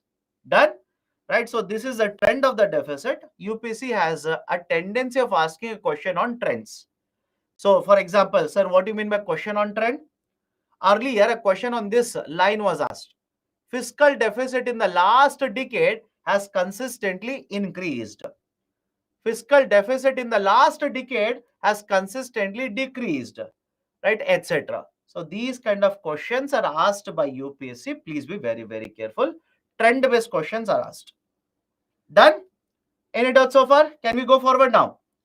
What is the difference between budget deficit and monetized deficit? My dear, budget deficit represents how much is the excess of your expenditure compared to your income. Monetized deficit represents how much you will borrow from RBI. Right? How much you will borrow directly from RBI. In fiscal deficit, we don't consider borrowing. It will show government spending on day-to-day expenditure and asset creation. In primary deficit, we will subtract interest payment to know current expenditures and why are they different. Both are qualitative, right? I'm not able to get that. My dear, let me give a very simple example. Imagine it says you have borrowed, right? Have a look at this. It says you have borrowed 17.8 lakh crore rupee. Think of it. You have borrowed 17.8 lakh crore rupee. Now, please tell me, out of this 17.8 lakh crore rupee, can you find out if this number is not there? Don't say, sir, it is there in the table. I'll say, if there is no primary deficit, out of 17 lakh crore rupee, can you tell me how much money you have used for payment of interest? Simple question. Can you tell me how much money you have taken, right, from the 17 lakh crore rupee for payment of interest? You cannot tell me. Are some of you are saying yes? Again, you people do not listen. That's the reason all these things will happen. I'm saying, imagine there is no primary deficit. Do you understand English or not? Imagine you do not have any primary deficit calculation. So when there is no primary deficit calculation, your borrowings are 17 lakh crore rupees. Can you find out only on this number how much money you have used for payment of interest? How much money you have used for current year expenditure? You will not be able to find out. Now, if I say out of 17 lakh crore rupee, primary deficit is 7 lakh crore rupee. Don't you think you will come to know that, okay, out of 17 lakh, I'm using only 7 lakh crore rupee for current year expenditure, remaining 10 lakh rupees for past payments. Don't you think because of this, PD is a better indicator compared to FD? At least now tell me. Because of this, don't you think PD is a better indicator compared to FD? That is the argument. Okay, come to the next now. Come to the next. What is the debt profile of the government? Debt profile. Now understand certain very important concepts here. Let me introduce certain very, very important concepts here. Point number one. Please tell me what is fiscal deficit? It is over now. Please tell me what is fiscal deficit? Fiscal deficit is how much government of India is borrowing this year. All of you okay with this? How much is government of India borrowing this year? So let's say government will borrow 100 crore rupee in this year, that is financial year 23 and 24. And let's say last year, government borrowed 200 crore rupee by issuing a 10-year government bond. By issuing a 10-year government bond, that is in the financial year 22 and 23. So question number one, can I say fiscal deficit for current financial year is 100 crore and fiscal deficit for last year was a 200 crore? Anybody has difficulty in understanding this? I'll repeat it again. Can I say this year's fiscal deficit is 100 crore and last year fiscal deficit was 200 crore? Question number two. Please tell me what is the total debt of the government in this example? What is the total debt? Total debt of Government of India. Total debt means how much money totally Government of India has to give back. Arey Baba, think very carefully. Some of you are not thinking. That is a problem. How much money does Government of India have to pay back? In this example, can I say 300 crore rupee? That's the reason I wrote a 10-year government security here. Understand the reason why I wrote a 10-year government security is, can I say in 22-23, if you borrow 200 crore rupees, you'll have to pay this 200 crore after 10 years? Yes or no? You'll have to pay this 200 crore after 10 years. So your total debt here would be current borrowing, this year borrowing, plus earlier borrowings, which you have not repaid. So total debt will be 300 crore. Now please tell me, all of you will agree with me when I say public debt is a bigger number compared to fiscal deficit? Or else fiscal deficit is different, public debt is different. Anybody has a problem with this? And if you are, some of you are asking, sir, what is public debt? Public debt basically represents how much is the amount of repayment, how much is the amount of repayment that Government of India has to pay back, taking the money from Consolidated Fund of India. Very simple. I will repeat the statement here. What do you mean by public debt? Public debt simply represents how much money Government of India has to pay back by taking the money from Consolidated Fund of India.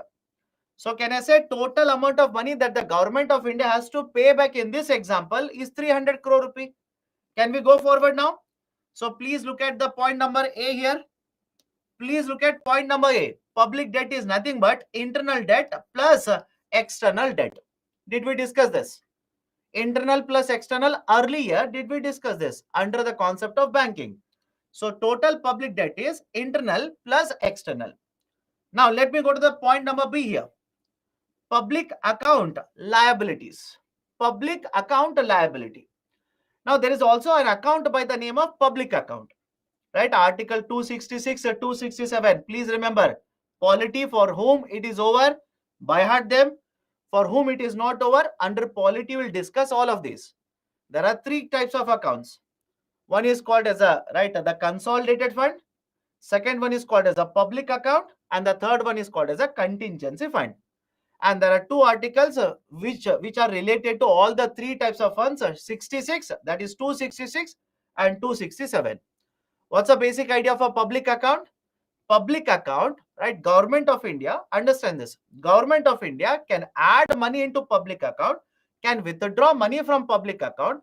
It doesn't require any permission of the parliament, right? It doesn't require any permission of the parliament. They don't require any approval of the parliament.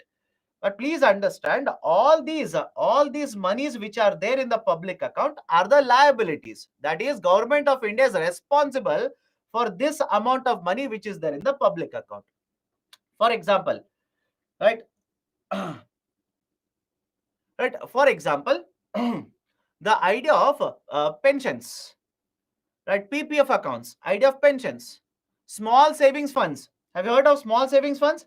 SSF, small savings funds. All these liabilities are basically for Government of India only. All of these, the liability are Government of India. That is, Government of India will guarantee the payment. These are liabilities of Government of India. If you contribute to PF, if you contribute to PPF, if you contribute to small savings funds, all these Government of India is liable for making a repayment. Now please understand this, right? I said all of these are components of a public account, and if Government of India will guarantee the payment of all of this, don't you think these will be counted as a part of liabilities for Government of India? Liability means government is guaranteeing the money. Government is guaranteeing the payment. So public account liabilities are also counted as a part of total liabilities of government. Total liabilities of the government. So first one is a public debt. Money is taken from the consolidated fund. Second one is a public account liability. Third one, slightly tricky, extra budgetary resources. What do you mean by extra budgetary resources? Let me explain with an example here. Listen to the example very carefully. Imagine a road has to be constructed. Okay, imagine road has to be constructed. There are two ways for Government of India to construct a road. Example 1, the amount of expenditure is, let's say, 1000 crore rupee. Amount of expenditure is 1000 crore rupee. Let's start. Government of India in a budget, example 1, in budget will allocate 1000 crore rupee. Will allocate 1000 crore rupee. So Government of India in the budget will allocate 1000 crore rupee. Example 2, this is important. Example 2, Government of India will allocate 600 crore rupee. Government will allocate 600 crore rupee for construction of road. But how much money is required? 1000 crore rupees required. So there is an authority by the name of National Highways Authority of India. NHAI, National Highways Authority of India. Government of India will tell NHAI to borrow 400 crore rupees and use the 400 crore rupees to construct this national highway. Now, please understand this carefully. Can I say in example 1, government expenditure is higher compared to example 2? Government of India. Think of it. Please look at the examples and tell me. In example 1, Government of India's expenditure is higher compared to example 2. And can I now say, if nothing else changes, in example 2, Government of India's borrowings, I repeat, Government of India's borrowings would be lesser compared to borrowings under example 1. Does it make sense to you? Is it making any logical sense or not? Please do let me know. If nothing else is changing, nothing else changes, right? Can I say the borrowings of Government of India under example 2 will be lesser than borrowings of Government of India in example 1? Those who are saying no, tell me why. Tell me why. Imagine, right? Imagine government, because of this 1000 crore rupee, imagine government, right, will borrow, let's say any number, don't worry about it, right? Apart from this requirement, government will borrow 4000 crore rupee. But in the second example, how much Government of India spending? Tell me, how much Government of India spending? 600 crore. If Government of India's expenditure will come down, don't you think the borrowings will also come down? It's a basic idea. If Government of India's expenditure will come down, don't you think borrowings will come down? So don't you think fiscal deficit would be lower in example 2? Yes, it will be lower. This is, right, understand this. This concept is called as extra budgetary borrowings, extra budgetary resources, and this is called as off budget liability, off budget borrowing or off budget liability. Please understand the logic behind it. In the example 1, Government of India will directly borrow a lot of money. In example 2, Government of India will borrow lesser money, but authority owned by Government of India will borrow money. Government of India is not borrowing 400 crore here. Look at example 2. If you do not look at it, that is not my problem. Please look at example 2. Can I say in example 2, Government of India is not borrowing 400 crore. Authority or entity owned by Government of India is borrowing 400 crore.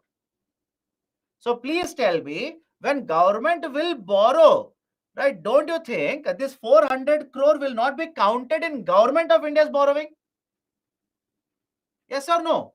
When Government of India will borrow, this 400 crore is not counted as a part of Government of India's borrowing. Right? This 400 crore will be referred to as extra budgetary liability, extra budgetary resources. And second very important point here. If National Highway Authority of India is borrowing 400 crore, do you think Government of India will take the permission from the Parliament for it? Is it part of the budgetary exercise? Do you think government will ask Parliament's permission? No, they will not ask. Why? Right? They are not taking, Government of India is not taking a loan here. I hope you understand. Government of India is not taking loan. Some entity owned by Government of India is taking loan. So now tell me, through extra budgetary resources, can we say government borrowings can be controlled? This year, talk only about this year. Don't worry about anything else. Through extra budgetary resources or extra budgetary borrowing like this, can I say Government of India's borrowings can be controlled? Can we control fiscal deficit of Government of India? Yes. But come to the second point now. If National Highway Authority of India is borrowing, let's say for a duration of 5 years, who will pay interest for it? Who will repay the principal for it? It will be paid by Government of India. It will be paid by Government of India. But look at the advantage of this. Please look at the advantage. Government of India will pay back the principal 400 crore after 5 years. Is it okay? After 5 years, Government of India will pay back the principal. But for 5 years, can I say this 400 crore is not counted as part of, right, basically the public debt. All of you will agree? For these 5 years, this 400 crore will not be counted as a part of public debt. Why it is not counted part of the public debt? It is because it is not directly the borrowing done by Government of India. Government of India is not borrowing the money directly. Entities owned by Government of India will borrow from the market, but the payment of the interest plus the principal, it is the duty, it is the liability of Government of India. Hence, when I talk about total liabilities, should I be counting extra budgetary borrowings like this? Should I be counting extra budgetary resources? Answer is yes. So total liabilities of Government of India will be A plus B plus C. That will be the public debt. Second one is a public account liability as well as the extra budgetary resources. Right? Extra budgetary resources. This is how total liabilities are calculated, how public debt is calculated, right? How liabilities are counted. Can we go forward now? Can we go forward? But NHI is under Transport Ministry. Yes. Who said no? Did I say NHI is not part of India? I'm sorry, Government of India. Did I say this or not? Food Corporation of India, NHI, everything is owned by government of only. Every one of them are owned by Government of India. But argument is not whether these are owned or not. Argument is whether Government of India is directly borrowing or they are asking them to borrow in the market. Let me know. Simple question, my dear. If a Food Corporation of India borrows, is it as good as saying Government of India is borrowing? Think of it. If Food Corporation of India borrows, if National Highways Authority of India borrows, does it mean Government of India is borrowing? Arey Baba, some of you keep on saying yes. RBI will take loan from you. Tell me now. At least now it should be clear. RBI will take loan from you. Sorry, not RBI, SBI. SBI will take a loan from you. Does it mean Government of India is taking loan from you? Let me know. Simple question to all of you. SBI is taking a loan, right? Does it mean Government of India is taking a loan? Why not? Those who are saying yes, right? Those who are saying earlier yes, why not? Because SBI is owned by whom? Government of India. Tell me now. Please tell me. SBI is owned by Government of India. So why not say if SBI will collect your deposit, Government of India has collected your deposit? Does it make sense now? Think no. Always think. Think practically always. No, it is not as good as Government of India is taking your deposit. So in the same way, National Highways Authority of India is also owned by Government of India. NHAI will go to the market, borrow from the market. So it is the borrowings of NHAI, not counted as borrowings of Government of India this year. Right? So that is the basic idea. Okay? Done? Can we go forward? But then interest should be paid by NHAI. My dear, who has asked NHAI to borrow from the market? Think of it.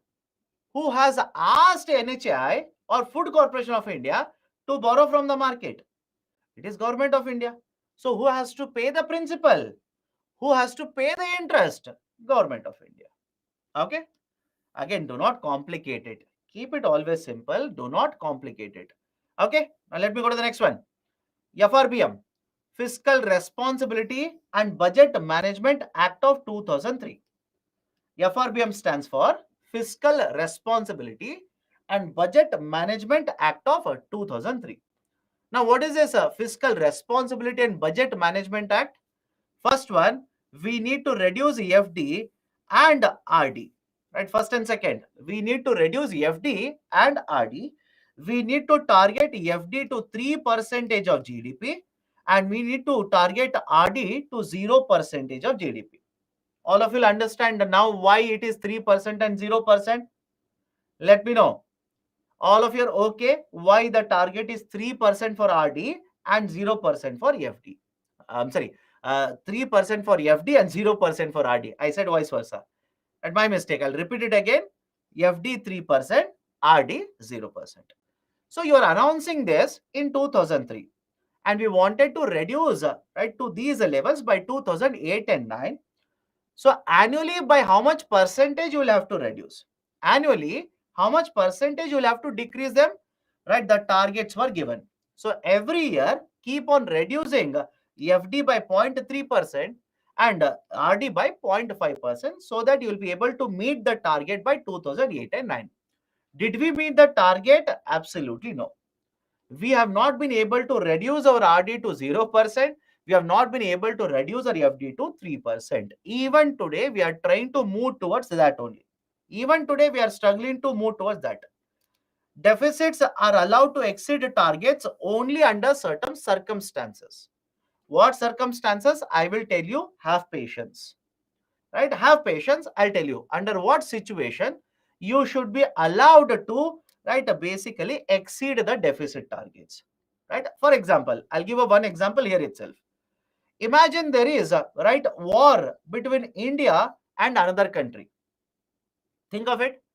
Imagine India will go to war with another country.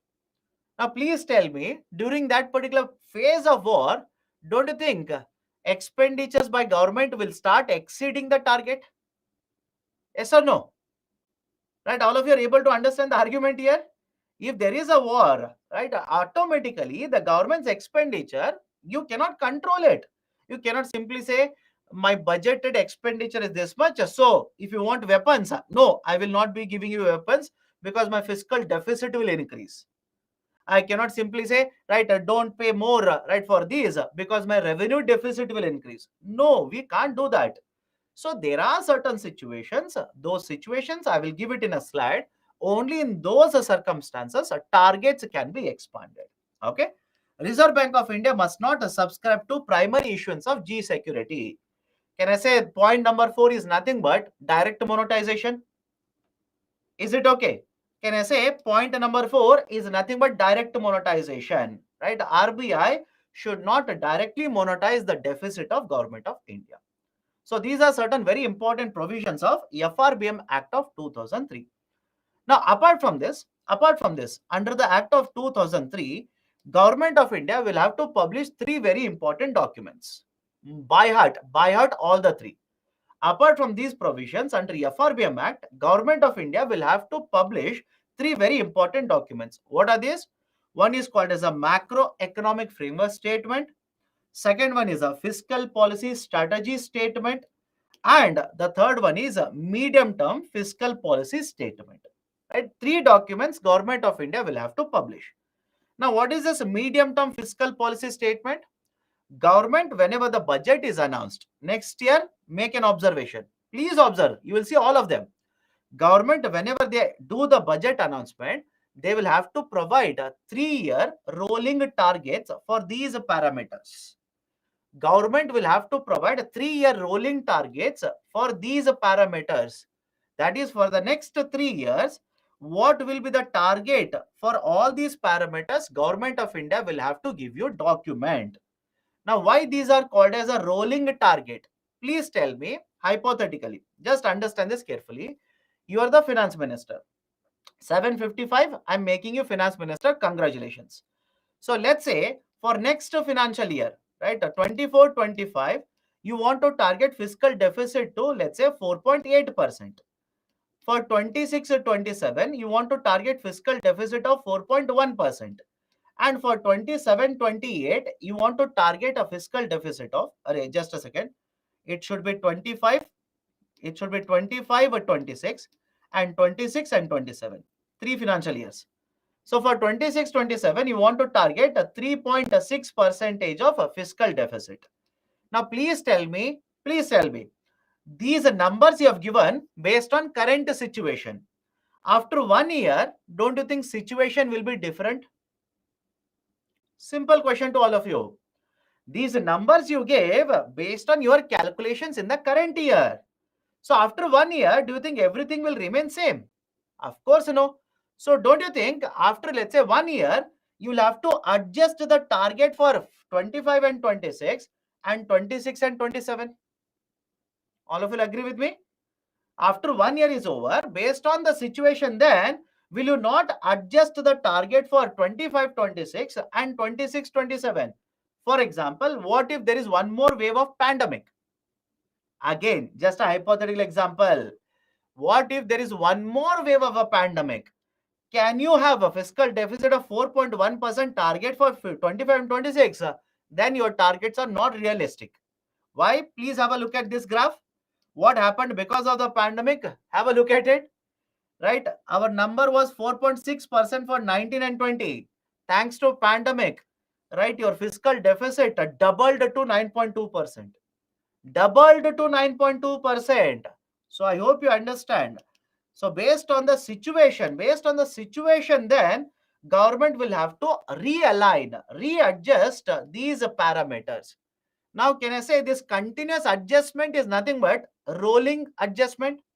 Rolling means changing. Rolling is nothing but a concept of changing, right? You're adjusting your targets based on the available data with you. That is the reason these are called as rolling targets. So for 3 financial years, next 3 financial year, rolling targets for all these parameters will be published by the government in the budget documents. Next one, macroeconomic framework statement.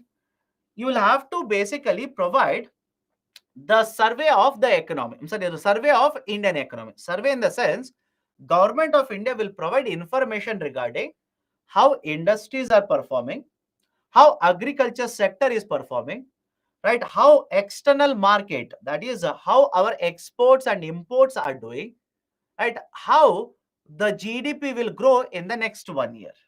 What will happen to the GDP in the next 1 year? Assessment is done. Simple assessment, right? Please understand. Is it a guarantee? Please do let me know. If finance minister will tell you in the budget, next financial year, we will achieve a GDP growth rate of, let's say, 5.8%. Is it a guarantee? It's not a guarantee.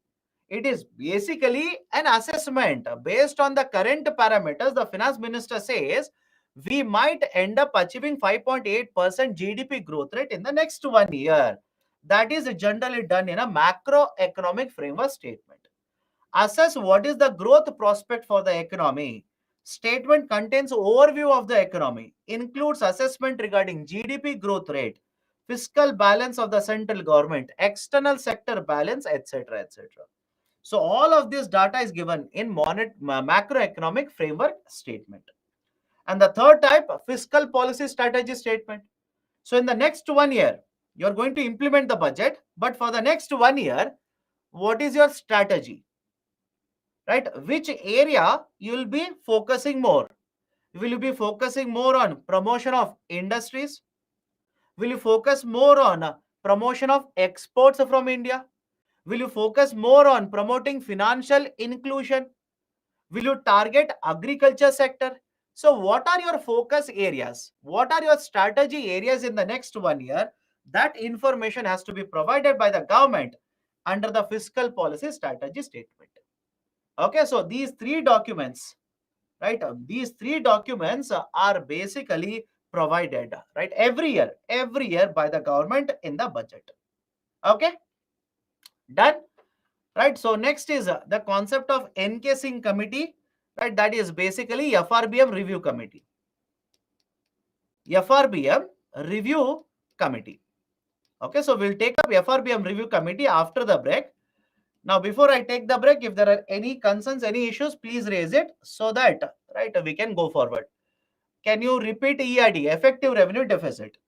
Revenue deficit is the difference between the revenue expenditure and the revenue receipt.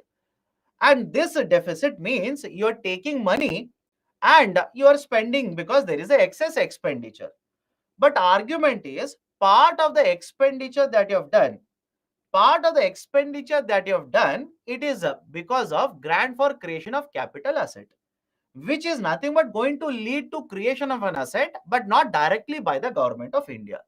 So whatever is the deficit, you want to find out, right, how much money you have borrowed only for consumption purposes, not for asset creation. So what I will do, from a revenue deficit, I will subtract grant for creation of capital asset. Okay. If primary deficit is negative, what it means? My dear, that it simply means you have a surplus. You have a surplus, right? A fiscal deficit is not there. You have fiscal surplus. If there is a negative primary deficit, it simply means you have a fiscal surplus, not fiscal deficit. Okay. Meaning of administered pricing. What is the context you're asking that? Please do let me know. So now there is a need to learn budget deficit. Remember the concept. UPSC can ask you that. UPSC can ask you that. Remember the concept. But we do not follow. Right, the budget deficit. So total liabilities of government of India is how much as a percentage of GDP? It is somewhere over 80%. Right, both central government and state government, it is more than 80%. Primary deficit represents how much of your borrowing, I repeat, how much of your borrowing you will use it for current year activities. How much of your borrowing you will use it for current year activities. Okay. Debt management and fiscal responsibility bill. Draft debt management and fiscal responsibility bill. So they have recommended certain changes in the way we actually. Arey Baba, those who are saying voice is not clear, please hit refresh. No. Right? Should we keep on doing this every day? Please do let me know. Should we keep on doing this every day? If the voice is not clear, there's a button which says fix audio. Hit that or hit refresh button. Okay, done. Let's start. They proposed, right? They proposed a new debt management and fiscal responsibility bill. Okay. Now, what are the important changes? What are the important things they have recommended? First one, they have recommended that rather than targeting only the fiscal deficit and revenue deficit, rather than simply targeting fiscal deficit and the revenue deficit, we should also, apart from fiscal deficit and the revenue deficit, we should also target debt. We should also target debt, right? We should also target the debt of the government of India. Let's start. So apart from right, targeting only the fiscal deficit and a revenue deficit, apart from targeting fiscal deficit and a revenue deficit, we should also target the debt of government.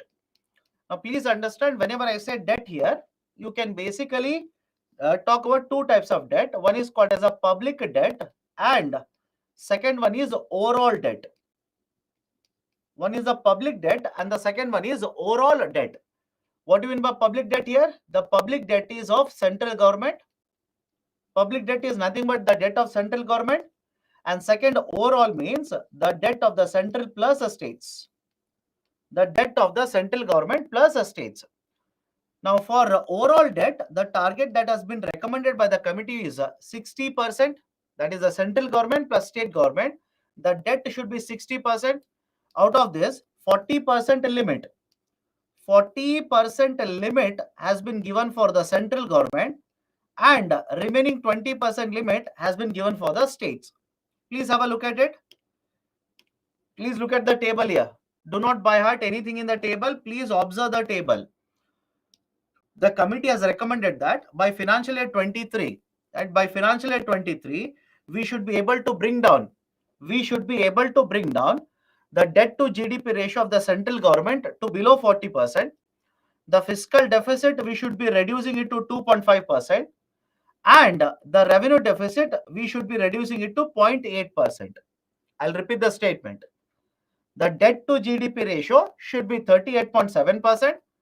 The fiscal deficit should be 2.5%, and the revenue deficit should be reduced to 0.8% of GDP by financial year 23. These are the recommendations. These are the recommendations of the committee to reduce the RD, FD, as well as the debt of central government as well as state governments. Now, apart from this, the committee also recommended that to achieve the target, annual targets, annual reductions should be given. Right, annual reductions target should be given to the central government, which has been provided under the committee, which has been provided by the committee. By 2023, the target is 38.7%, right, 2.5% as well as 0.8%. Okay. Now, apart from this, there is also recommendation of independent or autonomous fiscal council. Independent or autonomous fiscal council.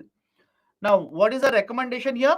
We should set up a new entity called as a fiscal council, which will consist of experts.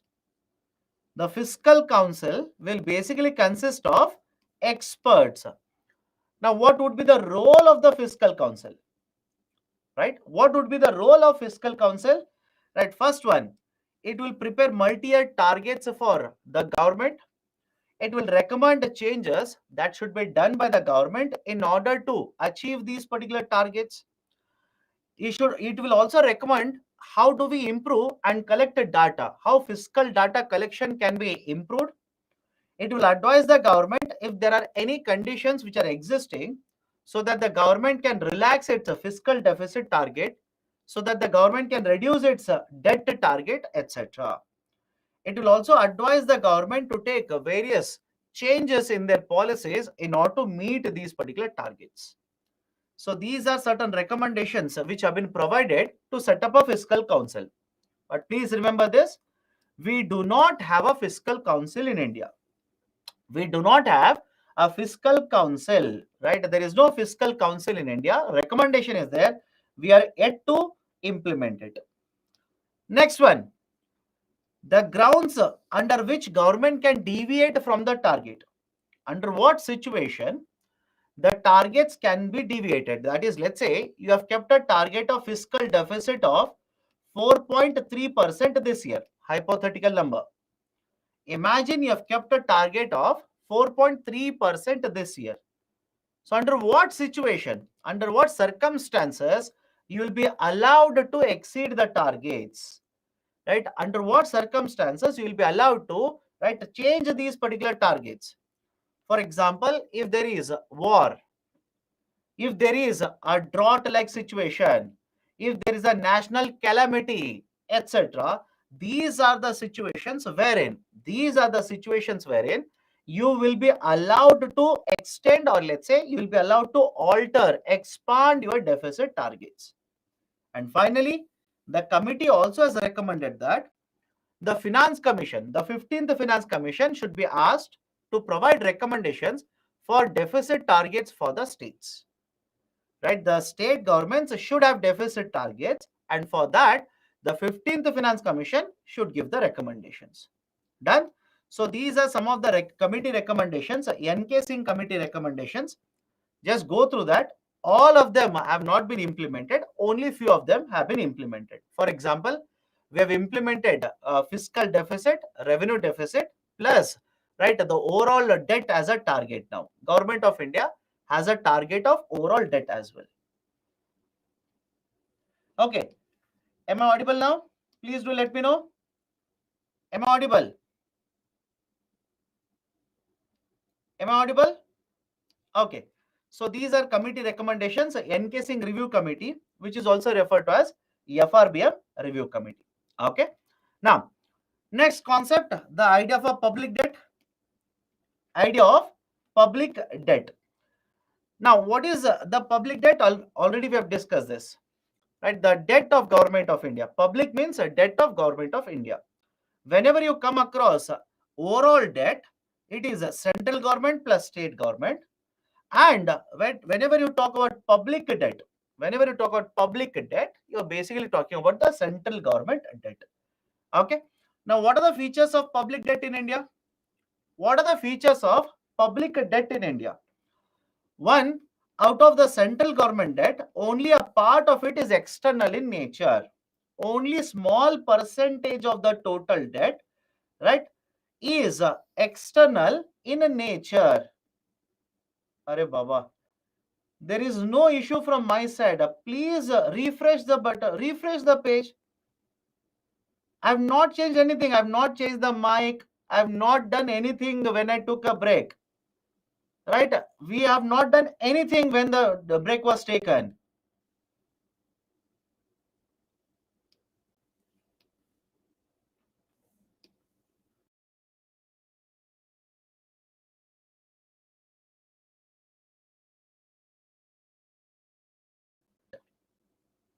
I refreshed 2 times, 3 times.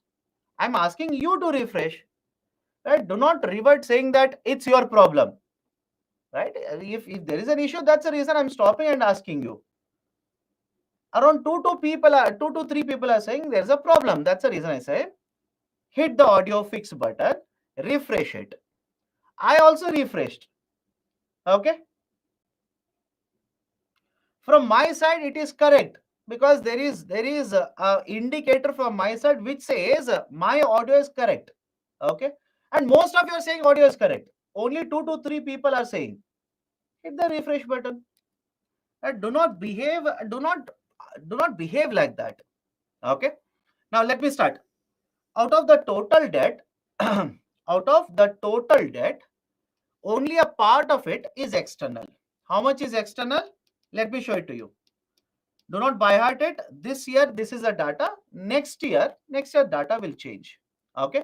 Now, out of the total debt of government of India, out of the total public debt of government of India of 121 lakh crore rupees, how much is external debt?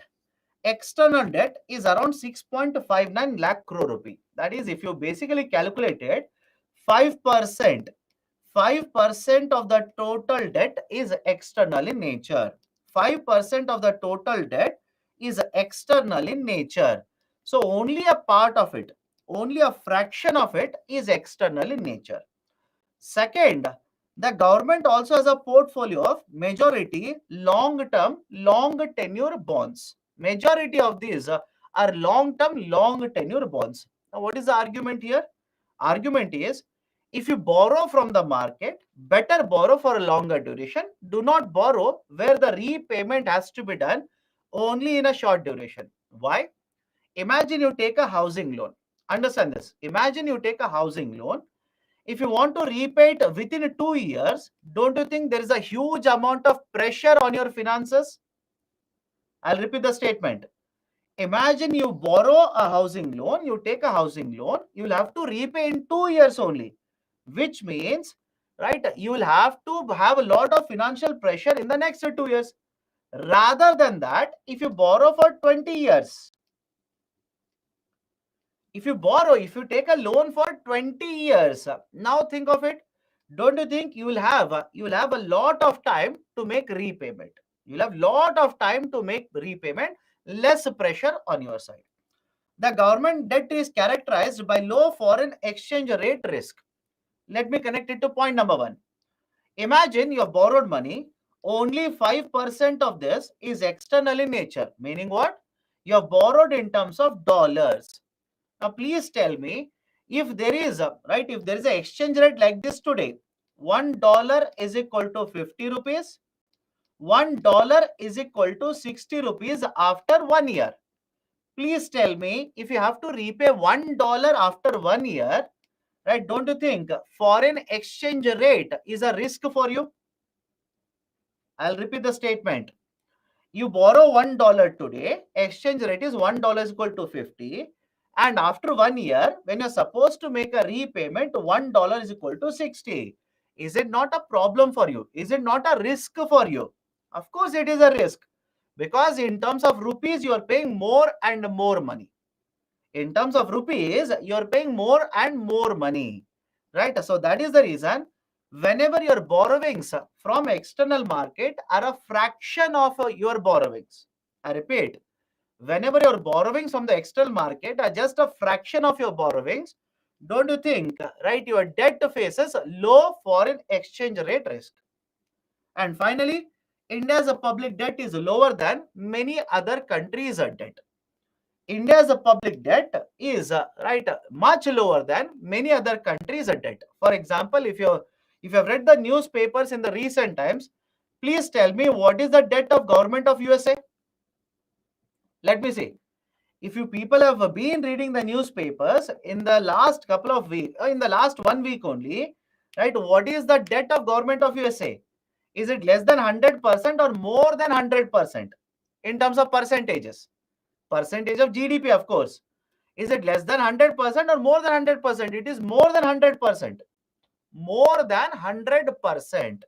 Right? So that is basically the argument here. India's public debt is lower than many of the developed countries. Okay, so just give me a second. Let me check. Just give me a second. Done.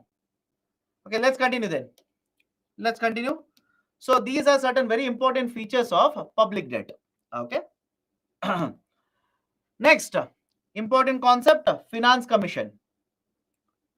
Important concept, the idea of a finance commission. So what we have covered so far is basically all of the budgeting concept. Now let me cover the concept of a finance commission. Finance commission. Okay, now let's start. First one, finance commission is a constitutional authority. Finance commission is a constitutional authority. We set up the finance commission under Article 280. Under Article 280, we have set up finance commission. Right now, which finance commission is working? Right now, it is the recommendation of 15th finance commission which are applicable. I repeat, right now, it is the recommendations of 15th finance commission, right, basically, which is operating, or recommendations are applicable. Finance commission is established once every 5 years, right? That is, right now we have a 15th finance commission from 21 to 26. So after 26, there will be one more recommendation of a commission, right? Earlier we had finance commission from 15 to 20, etc. And if you're reading the newspaper, very recently Government of India stated we are going to set up a committee for 16th finance commission. Correct? We have set up, right, a committee, or we will be setting up a committee for 16th finance commission. Recommendations will not be applicable, right? Commission will be set up, they will give recommendations, and they will come into implementation after many years now. Okay, so it will be set up by the President of India once every 5 years. Next one, finance commission will have a composition of 5 people. Finance commission will have a composition of 5 people, that is basically one chairman plus 4 members. One chairman plus 4 members. There will be 5 people. Again, all of them are appointed by the President of India, but recommendation will come from the Prime Minister. That is basically Government of India. What are the terms of references? What are the right functions of Finance Commission? The first one is distribution of taxes between center and the states. Let me explain this. Distribution of taxes between the center and the state. Now, what do you mean by distribution of taxes between center and states? Right? Please understand this. Central government will impose and collect lot of taxes. Impose and collect lot of taxes. Point number 1 is clear with all of you. Sir, what kind of taxes? Income taxes, corporate taxes, excise duties, etc., etc., etc. So central government will impose and collect lot of these taxes.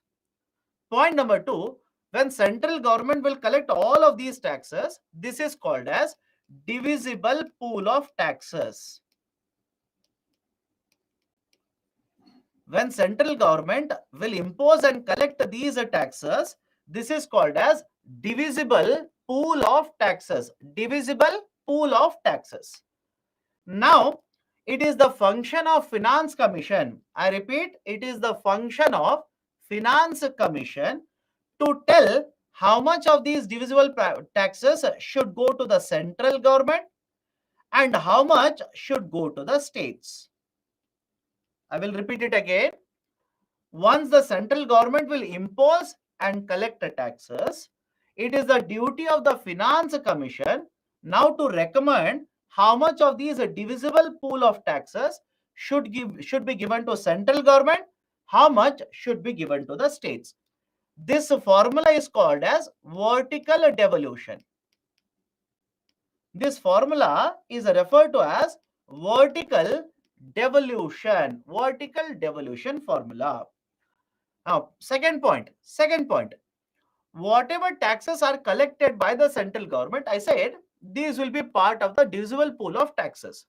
But please understand, central government will also impose and collect cesses and surcharges. Central government will also impose and collect cesses and surcharges. Now, if you remember what we have discussed in the context of taxation, please go back. Context of taxation. I said central government will impose cesses and surcharges. Now, cesses and surcharges, the central government may not give. There is no compulsion. Central government will collect it separately. Now, whether these will be given to the states or not, that is entirely the power of the central government. Is it okay? I'll repeat it again. The cesses and surcharges which are collected by the central government will basically decide whether they want to give to the states or not. If the central government says, I do not want to give, then there is no compulsion. Finance Commission cannot give recommendation on the distribution of cesses and surcharges. Okay, so first one, taxes are collected. Point number two, it is called as a divisible pool of taxes. Point number three, now the Finance Commission will recommend how much should go to the central government, how much should go to the state government. This will be called as vertical devolution. Point number four, the cesses and surcharges collected by the central government will not be considered as a part of divisible pool of taxes. Point number five, imagine, I'll take a simple number here. Imagine divisible pool of taxes is 500 crore rupees. Divisible pool of taxes is, let's say, 500 crore. As per the Finance Commission recommendation, let's say hypothetically, 200 crore rupee will go to the states and 300 crore rupee will be given to the central government. Now the question is, how this 200 crore rupee will be distributed? Out of 200 crore, how much will go to UP, Bihar, let's say Sikkim, Nagaland, Punjab, Haryana, Karnataka, Tamil Nadu? How much will go to each of the state? Now there is one more formula. Which will recommend how these 200 crore will be distributed. This is called as horizontal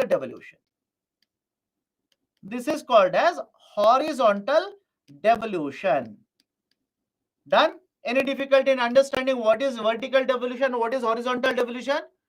From the divisible pool of taxes, how much should go to the states, how much should go to the center? That is called as vertical devolution. Now, how much has gone to the states? How will you distribute it amongst the states? That is called as horizontal devolution. So vertical devolution formula, horizontal devolution formula, both are recommended by the Finance Commission. Point number two, on what basis, for what purposes grant in aid should be given to the states? Grant in aid is nothing but the grants which are given by the central government. I hope you remember the concept of grants. So on what basis, for what purposes central government should provide grants to the states. That also recommendation is given by Finance Commission. Third, we have consolidated fund of the states. We have consolidated fund of the states. Now question is, how do you increase the consolidated fund of the states? Augment means collect. Augment means, right, increase. How do we increase the money under the consolidated fund of states? How do we increase the money under that? Recommendations can be provided. And finally, if the Finance Commission will get any other point, any other matter from the central government, right? Finance Commission will get any other matter, then on this subject also, Finance Commission will look into it and give a recommendation. So these are some of the areas on which Finance Commission will provide recommendations to government. Now, before I go forward, remember this point. All these recommendations provided by the Finance Commission are advisory in nature. I repeat, all the recommendations provided by the Finance Commission are advisory in nature. So when I say advisory in nature, please answer to this question. Are the recommendations binding on the central government? Let me know. Are the recommendations binding? Binding means central government will have to follow these recommendations. Must follow these recommendations. No option for the central government. No. These are not binding. These are advisory in nature, which means the central government will try to implement them. If they cannot implement it, nothing wrong with that, because these recommendations are advisories. Okay. Now, please have a look at it. There are two formulas, I said. One is vertical devolution. Second one is horizontal devolution. What is the vertical devolution formula given by the 15th Finance Commission? The 15th Finance Commission has given a vertical devolution formula of 41%. 41%, which means out of the divisible pool of taxes, out of total divisible pool of taxes, 41% will go to the states and remaining 59% will go to, right, the central government. Is the logic okay? Out of the divisible pool of taxes, 41% will go to the states and remaining 59% will go to the central government. Any problem with the vertical devolution formula?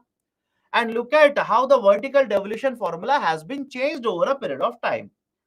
Initially, it was 29.5% in 11th Finance Commission, right? Then it was increased to 30.5%. It was increased to 32%. And in 14th FC, it was increased to 42%. Now it has been adjusted. It has been adjusted to 41%. If you ask me, sir, why it has been changed from 42 to 41%? Basically, Finance Commission in the report states that when the 14th FC recommendations were provided, Jammu and Kashmir was a state. Is it okay? Right? Jammu and Kashmir was a state. And now, when the 15th FC recommendations would be implemented from 21 to 26, Jammu and Kashmir is not a state anymore. And that is the precise reason we have adjusted the vertical devolution formula from 42% to 41%. Okay. In fact, if you have read the newspapers, did we not complete 4 years of Jammu and Kashmir being converted into union territories? Think of it. Right. So next one, horizontal devolution formula. Horizontal devolution formula. Now, I've given a very small table here. I've given a very, very small table. Do not by heart the complete table. Please do not waste your time. Just to make you understand, just to have more idea, I've given a table here.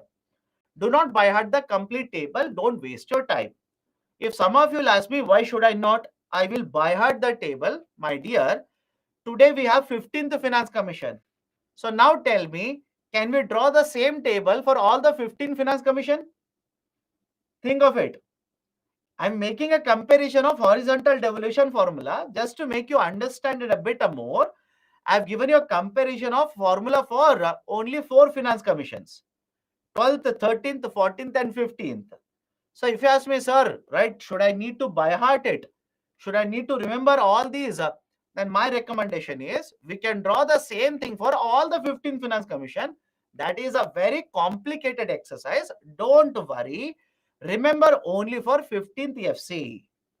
Please remember only for 15th FC. And within this also, don't do a PhD thesis on it. Listen to me now.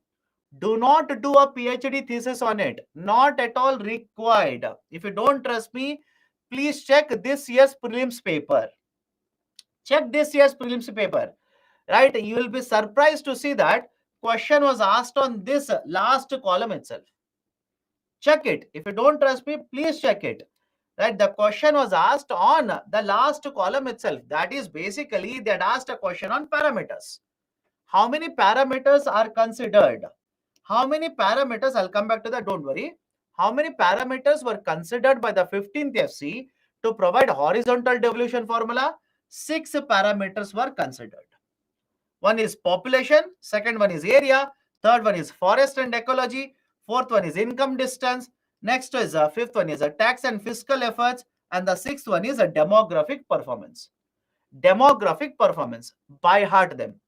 Do not waste your time, simply by heart them. And what I would recommend is by heart them in a descending order of their weightage. As I'm saying, some people are not listening. So there is no point. Listen. Do not do a PhD on this. Simply by heart it. Why?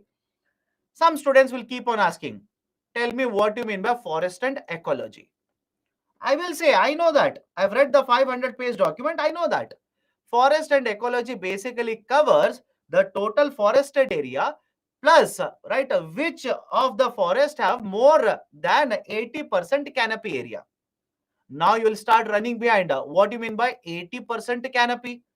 Not required for UPSC. Right? For example, there is a term called as income distance.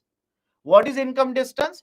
All the states are arranged in the decreasing order of their income distance, starting with one state which has the highest per capita gross state domestic product measured for 3 years, 2016 to 2019.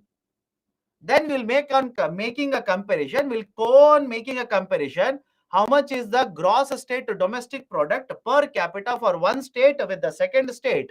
How much is the gap? Based on that, we will do the allocation. Now, please tell me, do you think UPSC will ask you all of this? Think of it. Will UPSC ask you all of this? Absolutely no. Then it simply means UPSC is expecting you to read a complete Finance Commission report. That is more than 600 pages. Some of your books are not even 600 pages.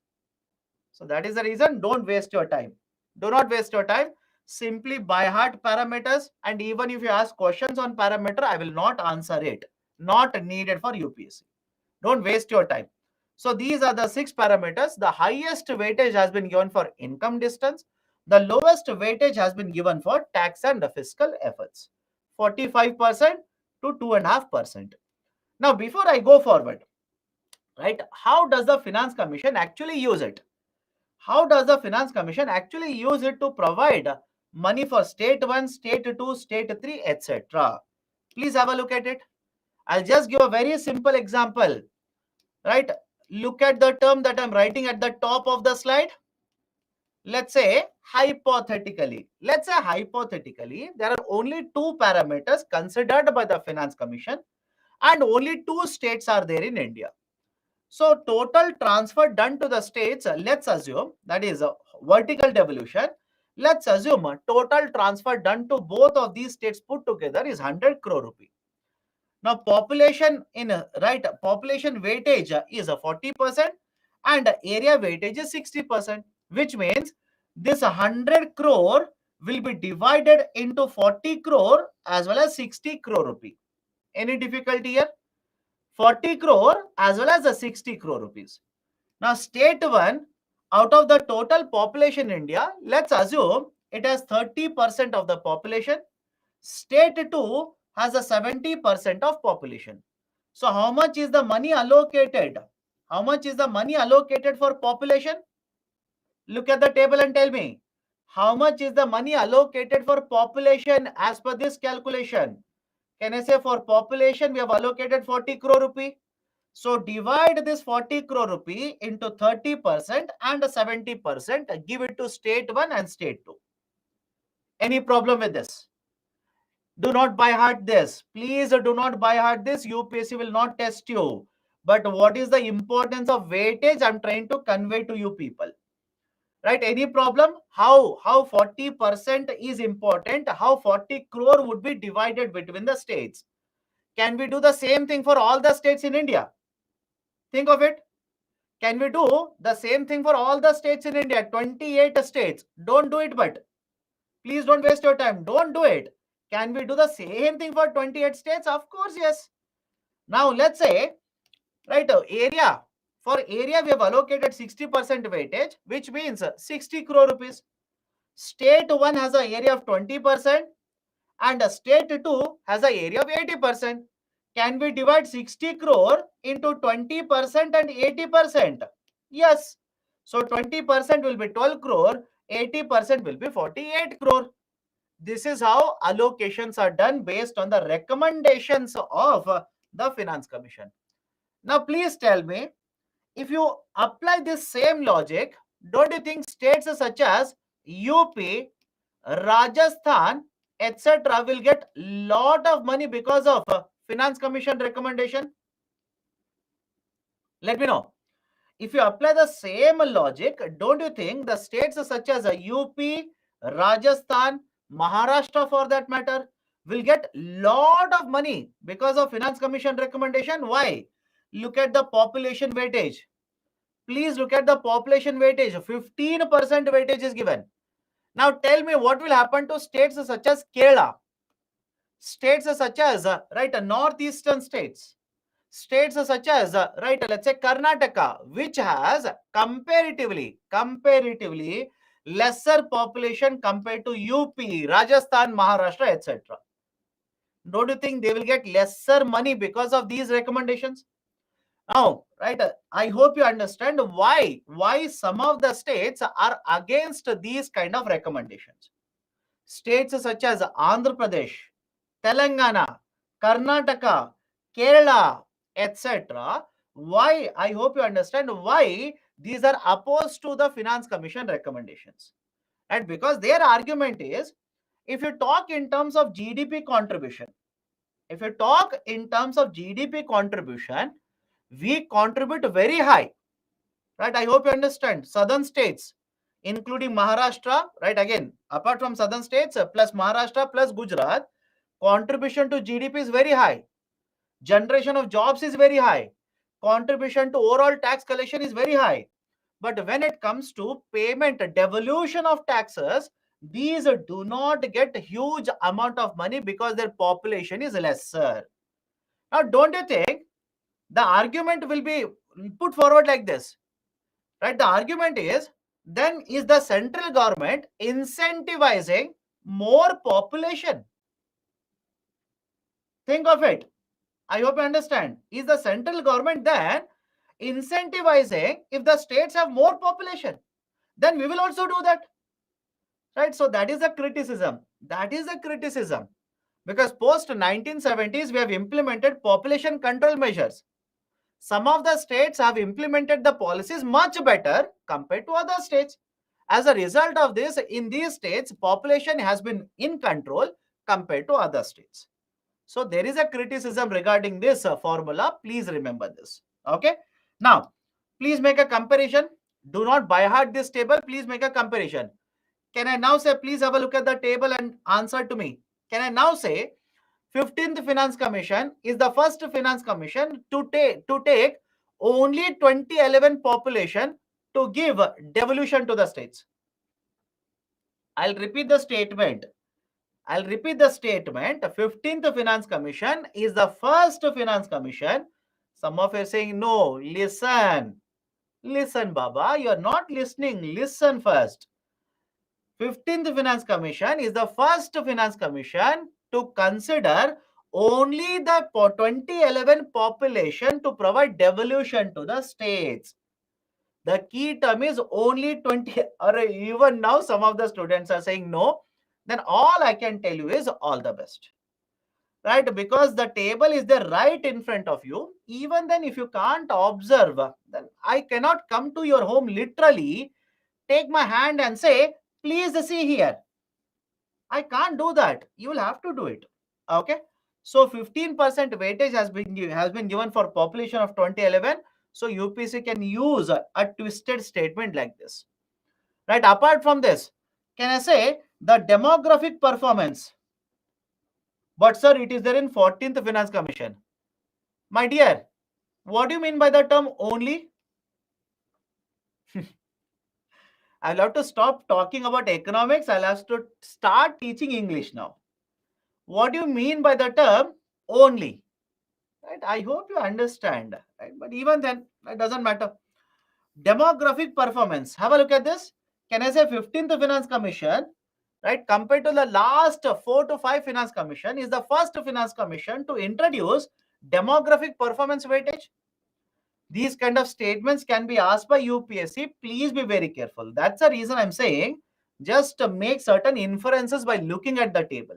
Make certain inferences. Okay, done. Can we go forward now? According to that logic, backward states will always remain backward, and there will be no concept of welfare states, and backward states that has more resources but they remain backward. What is the argument that you're trying to put forward? Please do let me know, because I did not understand the argument. Okay. Now, in case of vertical devolution, as per the recommendations, in 5 years, the total amount of taxes collected by the central government will be 135 lakh crore rupee. Total taxes collected by the government will be 135 lakh. Out of that, if you take out the cesses as well as surcharges, right, the divisible pool will become 103 lakh crore. And the share of the states, if you calculate 41%, the share of the states will be 42 lakh crore rupee.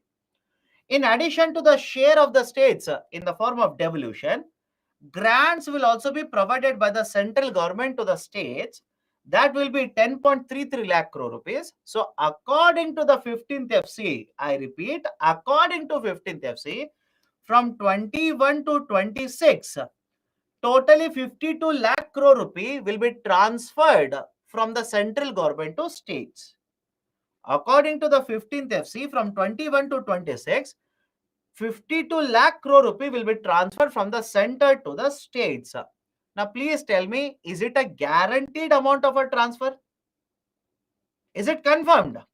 Is it confirmed that between 21 to 26, pakka, right? No deviation, 52 lakh crore will go from the center to state? Absolutely no. Why? All these are estimates. All of these are simply estimates, right? All these are estimates. Point number one. Second point is, these are some simply advices to the government of India. These are not compulsory to be followed by the government. Government might change. Government might simply change. Right? In fact, if you study next week, this week, Friday, I'll give you one article regarding it.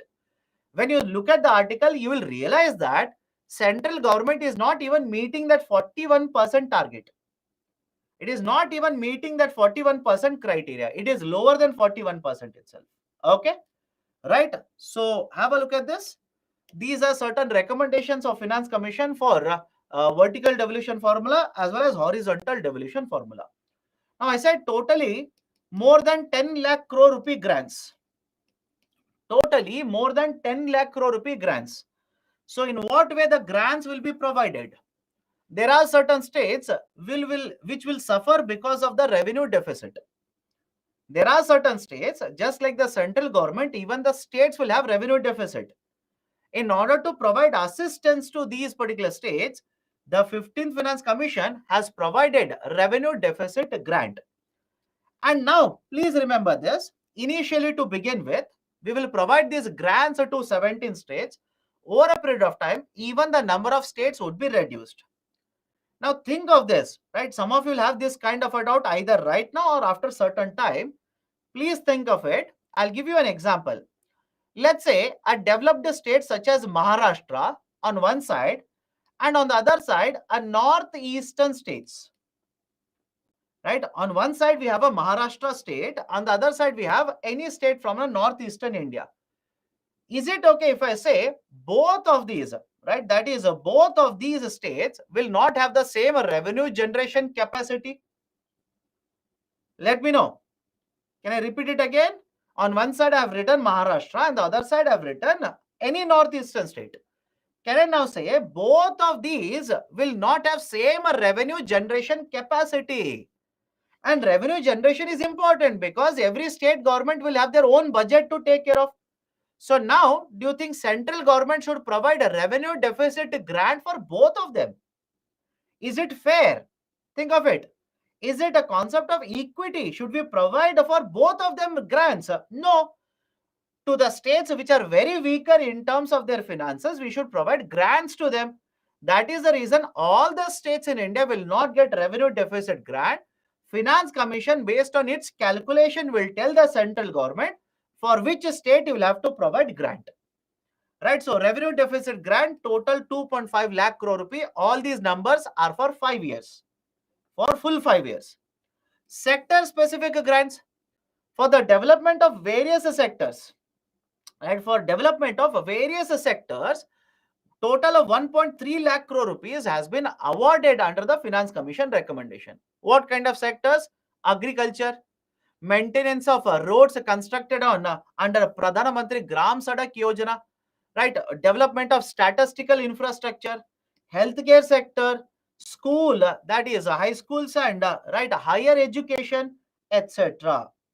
Next one, certain states, right? State requirements. Certain states will also be given amount of grants.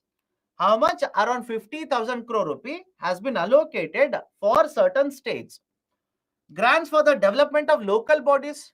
We have allocated around 4.3 lakh crore rupees under the 15th Finance Commission for the development of local bodies. And finally, for disaster management. For disaster management, 1.6 lakh crore worth of grants have been awarded or provided under 15th FC. Many of you are asking, sir, should we buy heart all of them? My recommendation, please do. Please do. Right? Should you mug it up? My recommendation, please do it, because UPSC can ask you a question only on the grants under the 15th FC. They can ask you about it. You should have certain data to write. Okay, so these are certain grants which have been recommended. What financials? What finances of the states? If you remember earlier, the committee, that is NK Singh committee, recommended that 15th Finance Commission should provide a roadmap for the states. Do you remember this? I'll repeat it again. The NK Singh Review Committee, FRBM Review Committee, recommended that the 15th Finance Commission should provide a debt roadmap for the states. That is how states should reduce their debt. A roadmap has to be given by the Finance Commission. The Finance Commission has not recommended a framework for this.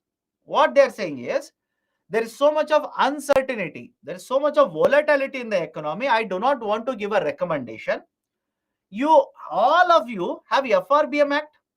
All of you have FRBM targets. Please follow FRBM targets itself. I will not give you any separate recommendation. The states and the center should stick to the debt levels which are recommended under FRBM.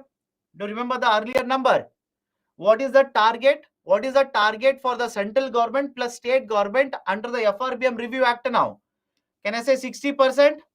Yes or no? Target of debt. I'm talking about debt. Overall debt. The overall debt, the target that has been given now under the FRBM Review Committee is how much? 60%. Out of that, all the states put together should be 20%. Central government should be 40%. So center and states should stick to the debt level which has been recommended by FRBM Act. And whenever central government will borrow through extra budgetary resources, whenever central government will borrow through extra budgetary resources, that disclosure has to be made. Try to eliminate it over a period of time. Try to eliminate it, but till then, please disclose how much money you are borrowing through extra budgetary resources. Why this is important? Please tell me.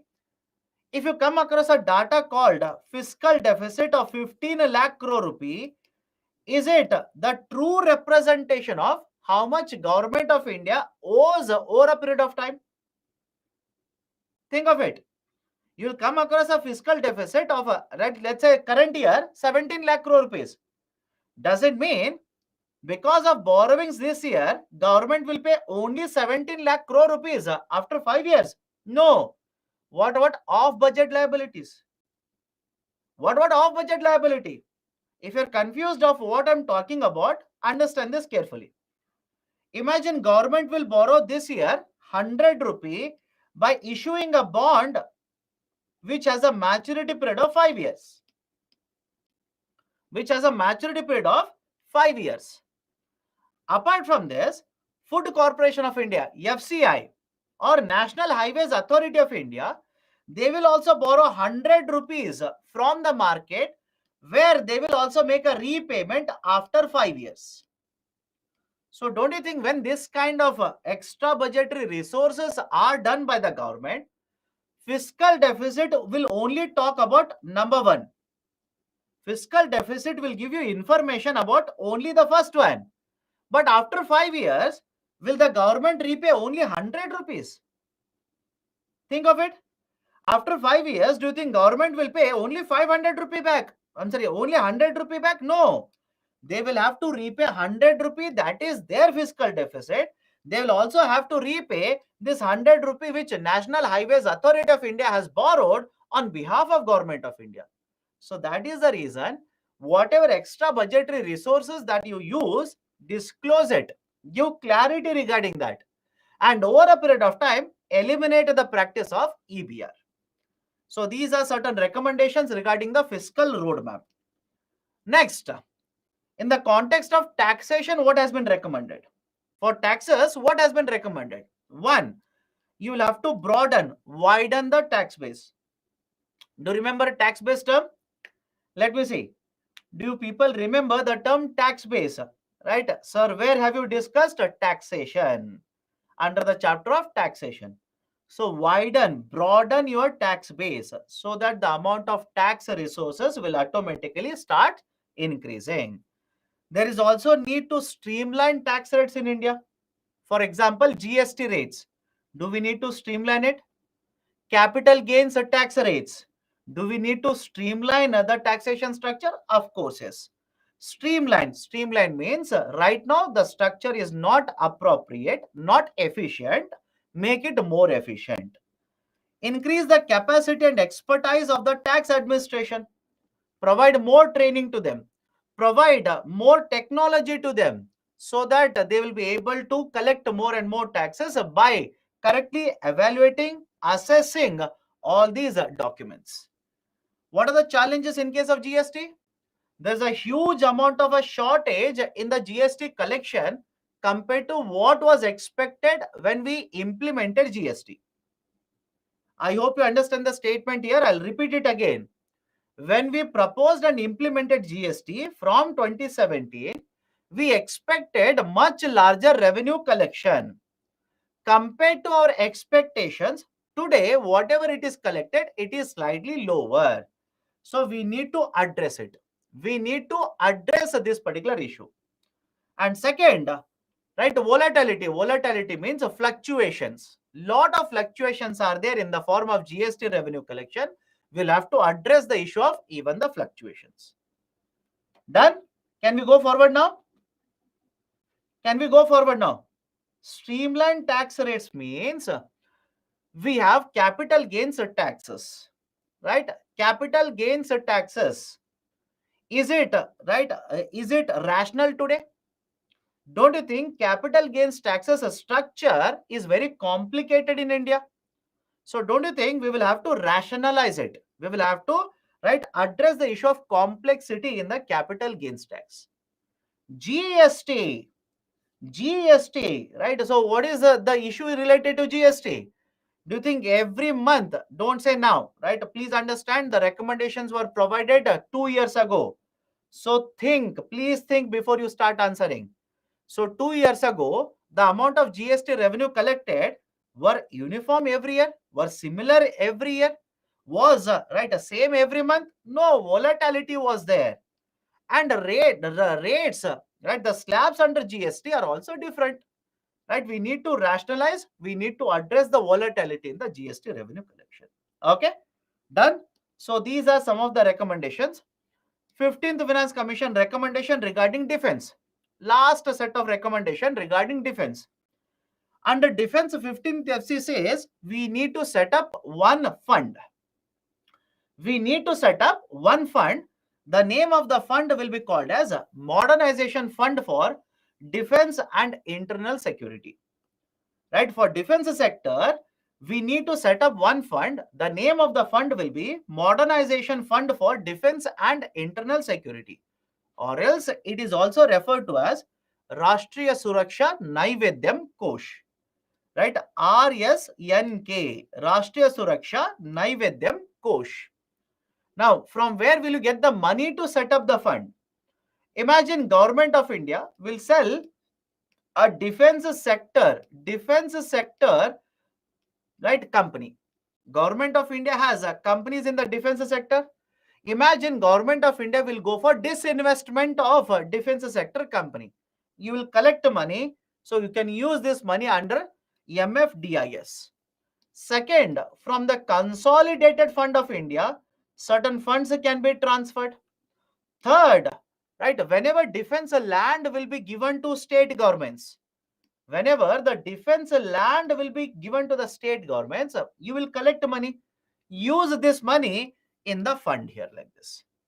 Right? So there are various sources from which the funds can be collected, pooled under MFDIS.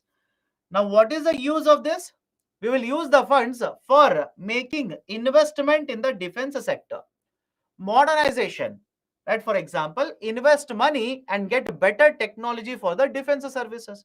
Develop a better infrastructure. Invest in research and development. Second one, capital investment for Central Armed Police Forces, CAPF, Central Armed Police Forces, and modernization of even state police forces. But these have to be identified by Ministry of Home Affairs. Which state, how much money has to be provided? It has to be projected, given by Ministry of Home Affairs. A small component of this MFDIS can also be used for providing welfare for soldiers.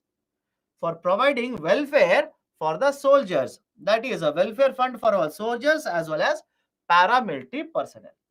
So these are some of the recommendations that have been provided by the 15th FC for the defense sector. Okay. So this is the end of the discussion. Now, before I go forward, tell me now whether these two components, right, do they make sense to you people now?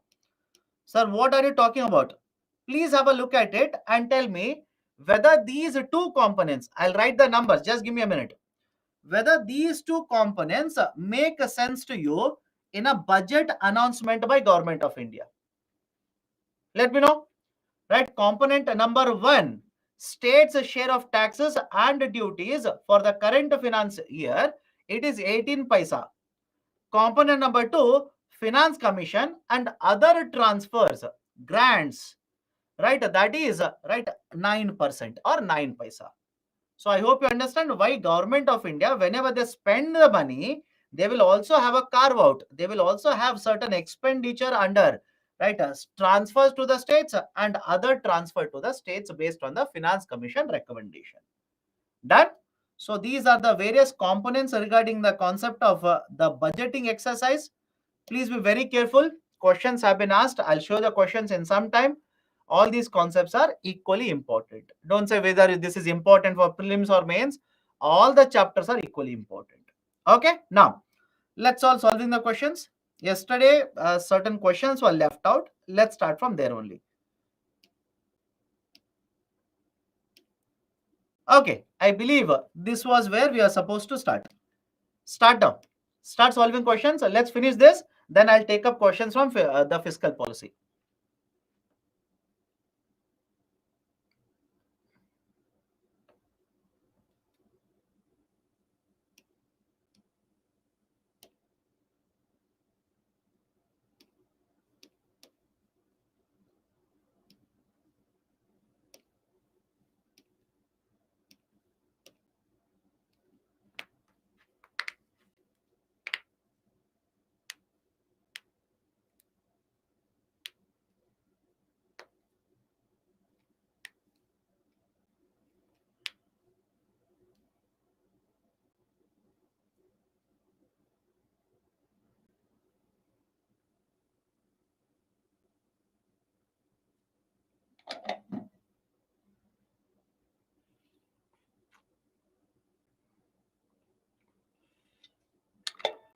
65% have answered correctly. Why? It should have been higher, my dear.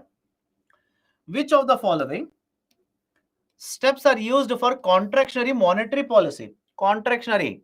Do you remember? Contractionary, expansionary. Contractionary means money supply should reduce. Expansionary means money supply should increase.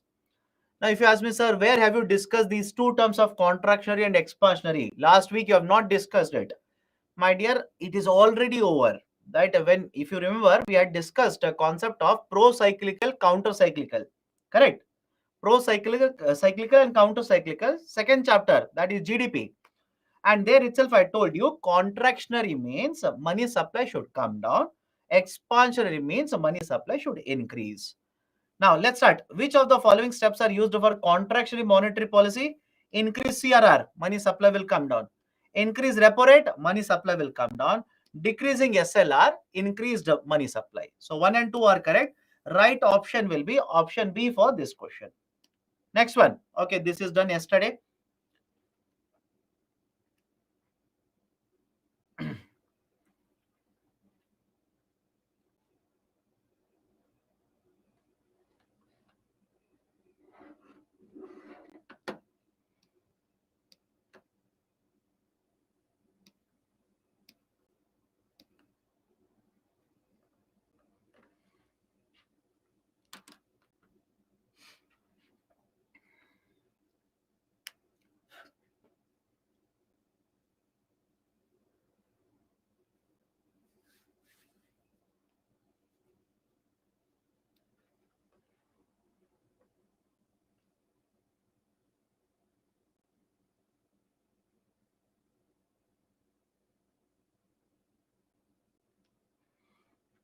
45% have answered correctly.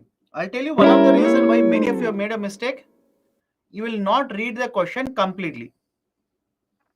Many of you would have made a mistake by not reading the question completely. If RBI decides to adopt an expansionist monetary policy, which of the following RBI will not do? I hope you understand. If RBI wants to increase the money supply, which of the following RBI will not do? Cut and optimize SLR. Tell me, if RBI wants to increase money supply, can I say RBI will use the first one? Of course, yes. Second one, increase MSF, marginal standing facility rate. That is, under this, RBI will charge a higher rate of interest for emergency borrowing done by the banks. Right? So, if RBI wants to increase money supply, will it increase or decrease MSF rate? If they want to increase money supply, they will decrease MSF rate. But if they increase MSF rate, right, the banks will take lesser amount of money from RBI. So, obviously, second one is correct. Third one, cut the bank rate and repo rate. If RBI will cut the bank rate and repo rate, money supply will increase. But the question is, which of the following RBI will not use? So obviously it is the second one. Right option for the question will be option B here. Next, let me take up questions from budgeting. Okay, let's start.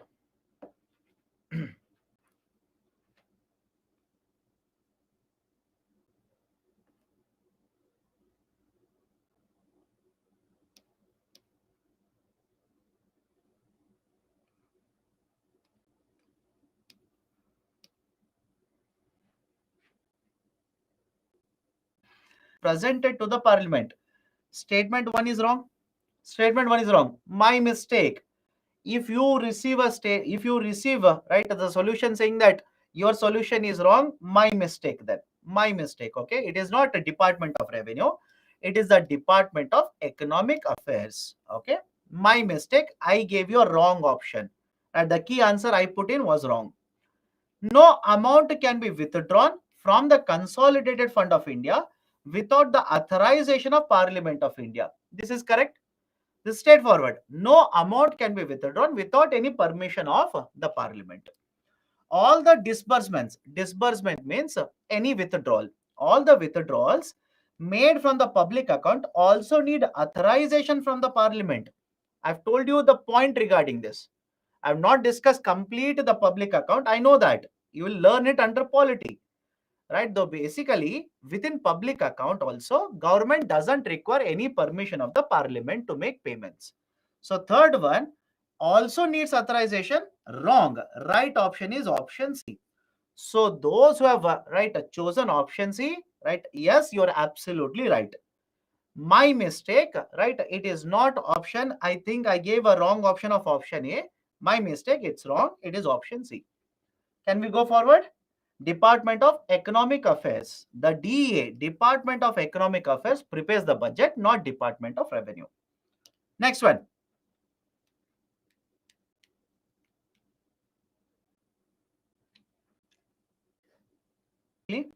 There has been a persistent deficit budget year after year. Which of the following actions can be taken by the government to reduce the deficit? Reduce the revenue expenditure. Of course, yes. If you reduce the revenue expenditure, automatically deficit will come down. First one is correct.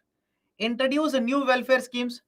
If you introduce new welfare schemes, a deficit will increase and not reduce. Second one is wrong. Rationalize a subsidy. Rationalization means ensuring subsidies will reach the right beneficiaries. Very simple idea. Rationalization means you're trying to ensure through various policies only the right beneficiaries will get subsidies. Sir, what do you mean by that? Let me ask you a very simple question. LPG subsidy, because LPG subsidy is so many times discussed in the newspaper. In the last 2 weeks also it was there. I hope you have read the article which appeared in Hindu newspaper regarding LPG subsidies. If not, please read it. Now, please tell me, LPG subsidy, should it be given to everyone in India? That is, every house, should it get LPG subsidy? Don't think of equality, think of equity. I hope you understand. Don't think of equality, think of equity. Equity means fair. Is it fair to provide LPG subsidies for all the households in India? No. Right? Don't you think very rich people above certain income level, the house should not be given LPG subsidy? So if I do that, imagine, if I do that, that is, so those houses which will have income of more than 10 lakh rupees, I will not give subsidies to them. Can I say I am rationalizing subsidies? Is the logic okay? Right? Can I say I'm rationalizing? Rationalizing means efficiently we are disbursing the subsidies. How do we do that? There's a concept called as a direct benefit transfer. Not today. We'll have a separate discussion on subsidies later. We will have a discussion. What is a DBT? What is the importance of this? What is the issue with LPG subsidy, etc.? We'll discuss it later. So rationalization of subsidies will also reduce your deficit. So 1 and 3 are correct. Right option for the question will be option A here. Okay, this I need to discuss. Don't worry. This I need to discuss. Let me answer it. Don't worry. I have not discussed. Let me answer it. What do you mean by vote on account? What do you mean by interim budget? Simple idea. Okay. What do you mean by vote on account? What do you mean by interim budget? Let's say next year, 2024 elections. All of you know this, right? You should know this by now. Next year, Lok Sabha elections are going to be held. Now, have a look at this. In 2024, when Lok Sabha elections are held, don't you think after election, new party can form the government? Again, don't argue anything here. Possibility is there or not. A new party can be, right, can have majority and form the government. Now, question is, imagine elections are held in the month of April and May. Just a simple example, okay? Imagine elections are held in the month of April and May, and I hope you understand April and May means new financial year, right? Let's say in the month of February, the government which was there, the party which had made the government will announce a budget for next financial year. So don't you think when the next financial year elections are held, new government is there, should they continue with the old government's budget? Is there any compulsion? Should they adopt old government's budget? No, there is no compulsion on it. So that is the reason there are two options generally. Please remember this. There are two options. The government can announce only expenditure for next 2 months. I hope you understand. Government can announce a budget, that is expenditure, only for 2 months. That is for the month of April and May.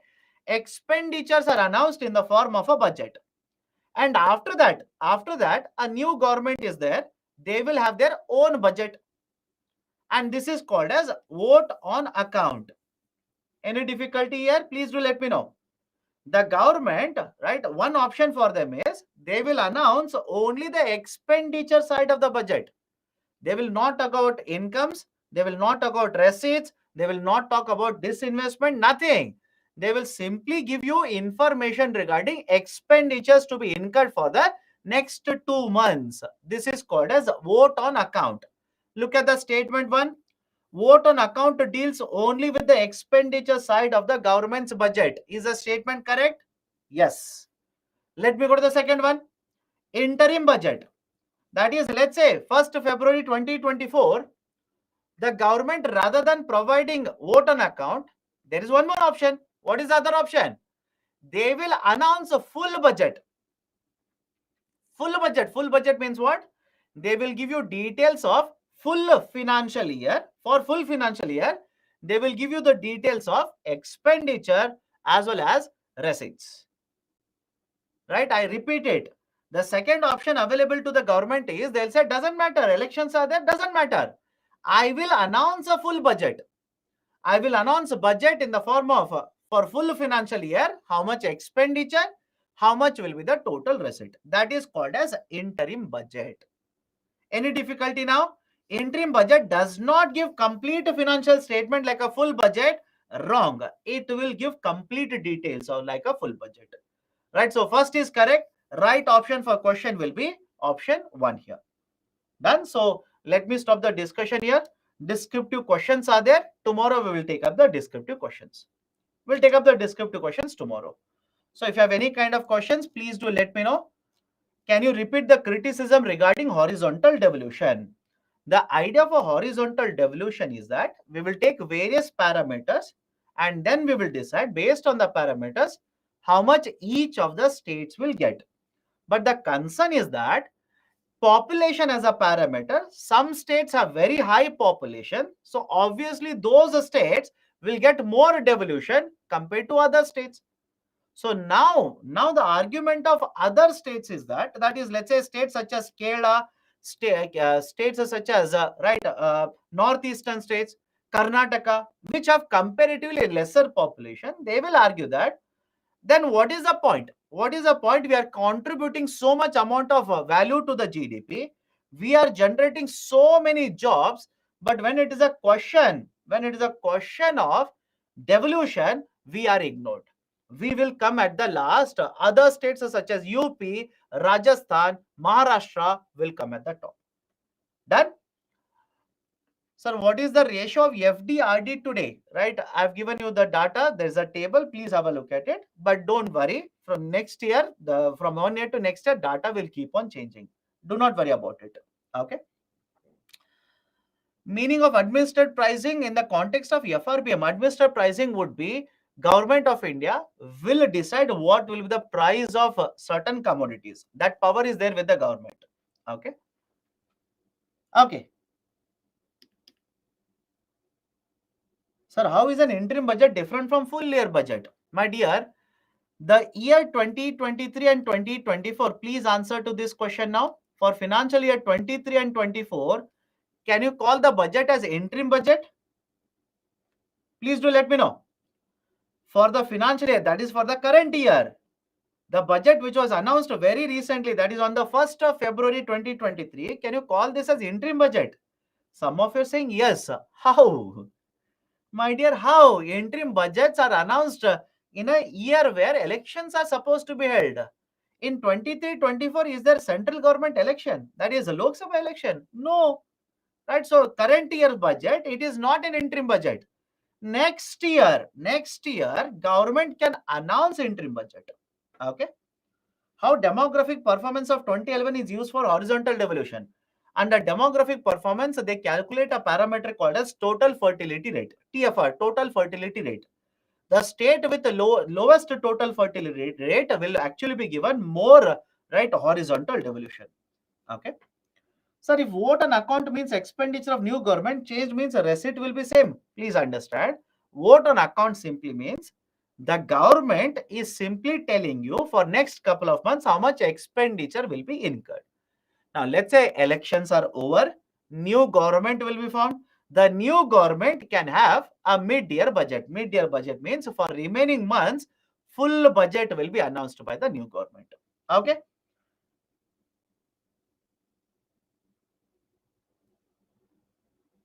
Okay, can we go forward? Any other issue? Any other concern? How, sir? Now FD is 5.6%. So how much time is to required to reach zero? All we can do is basically have a plan. But please understand, there is no guarantee that you will be able to reach that 0%. And FD you should not reach to 0%, by the way. Okay. What are non-marketable securities? Understand this. Government will issue different types of securities in the market. Some of these securities can be traded. Some of these cannot be traded. So those can be traded, we'll call it as a marketable. Those cannot be traded are called as non-marketable. Okay, done. So let me stop the discussion here. Right, let me stop the discussion today here. We'll continue with the next chapter, financial market, and tomorrow we'll take up the questions, a descriptive question, solve them tomorrow.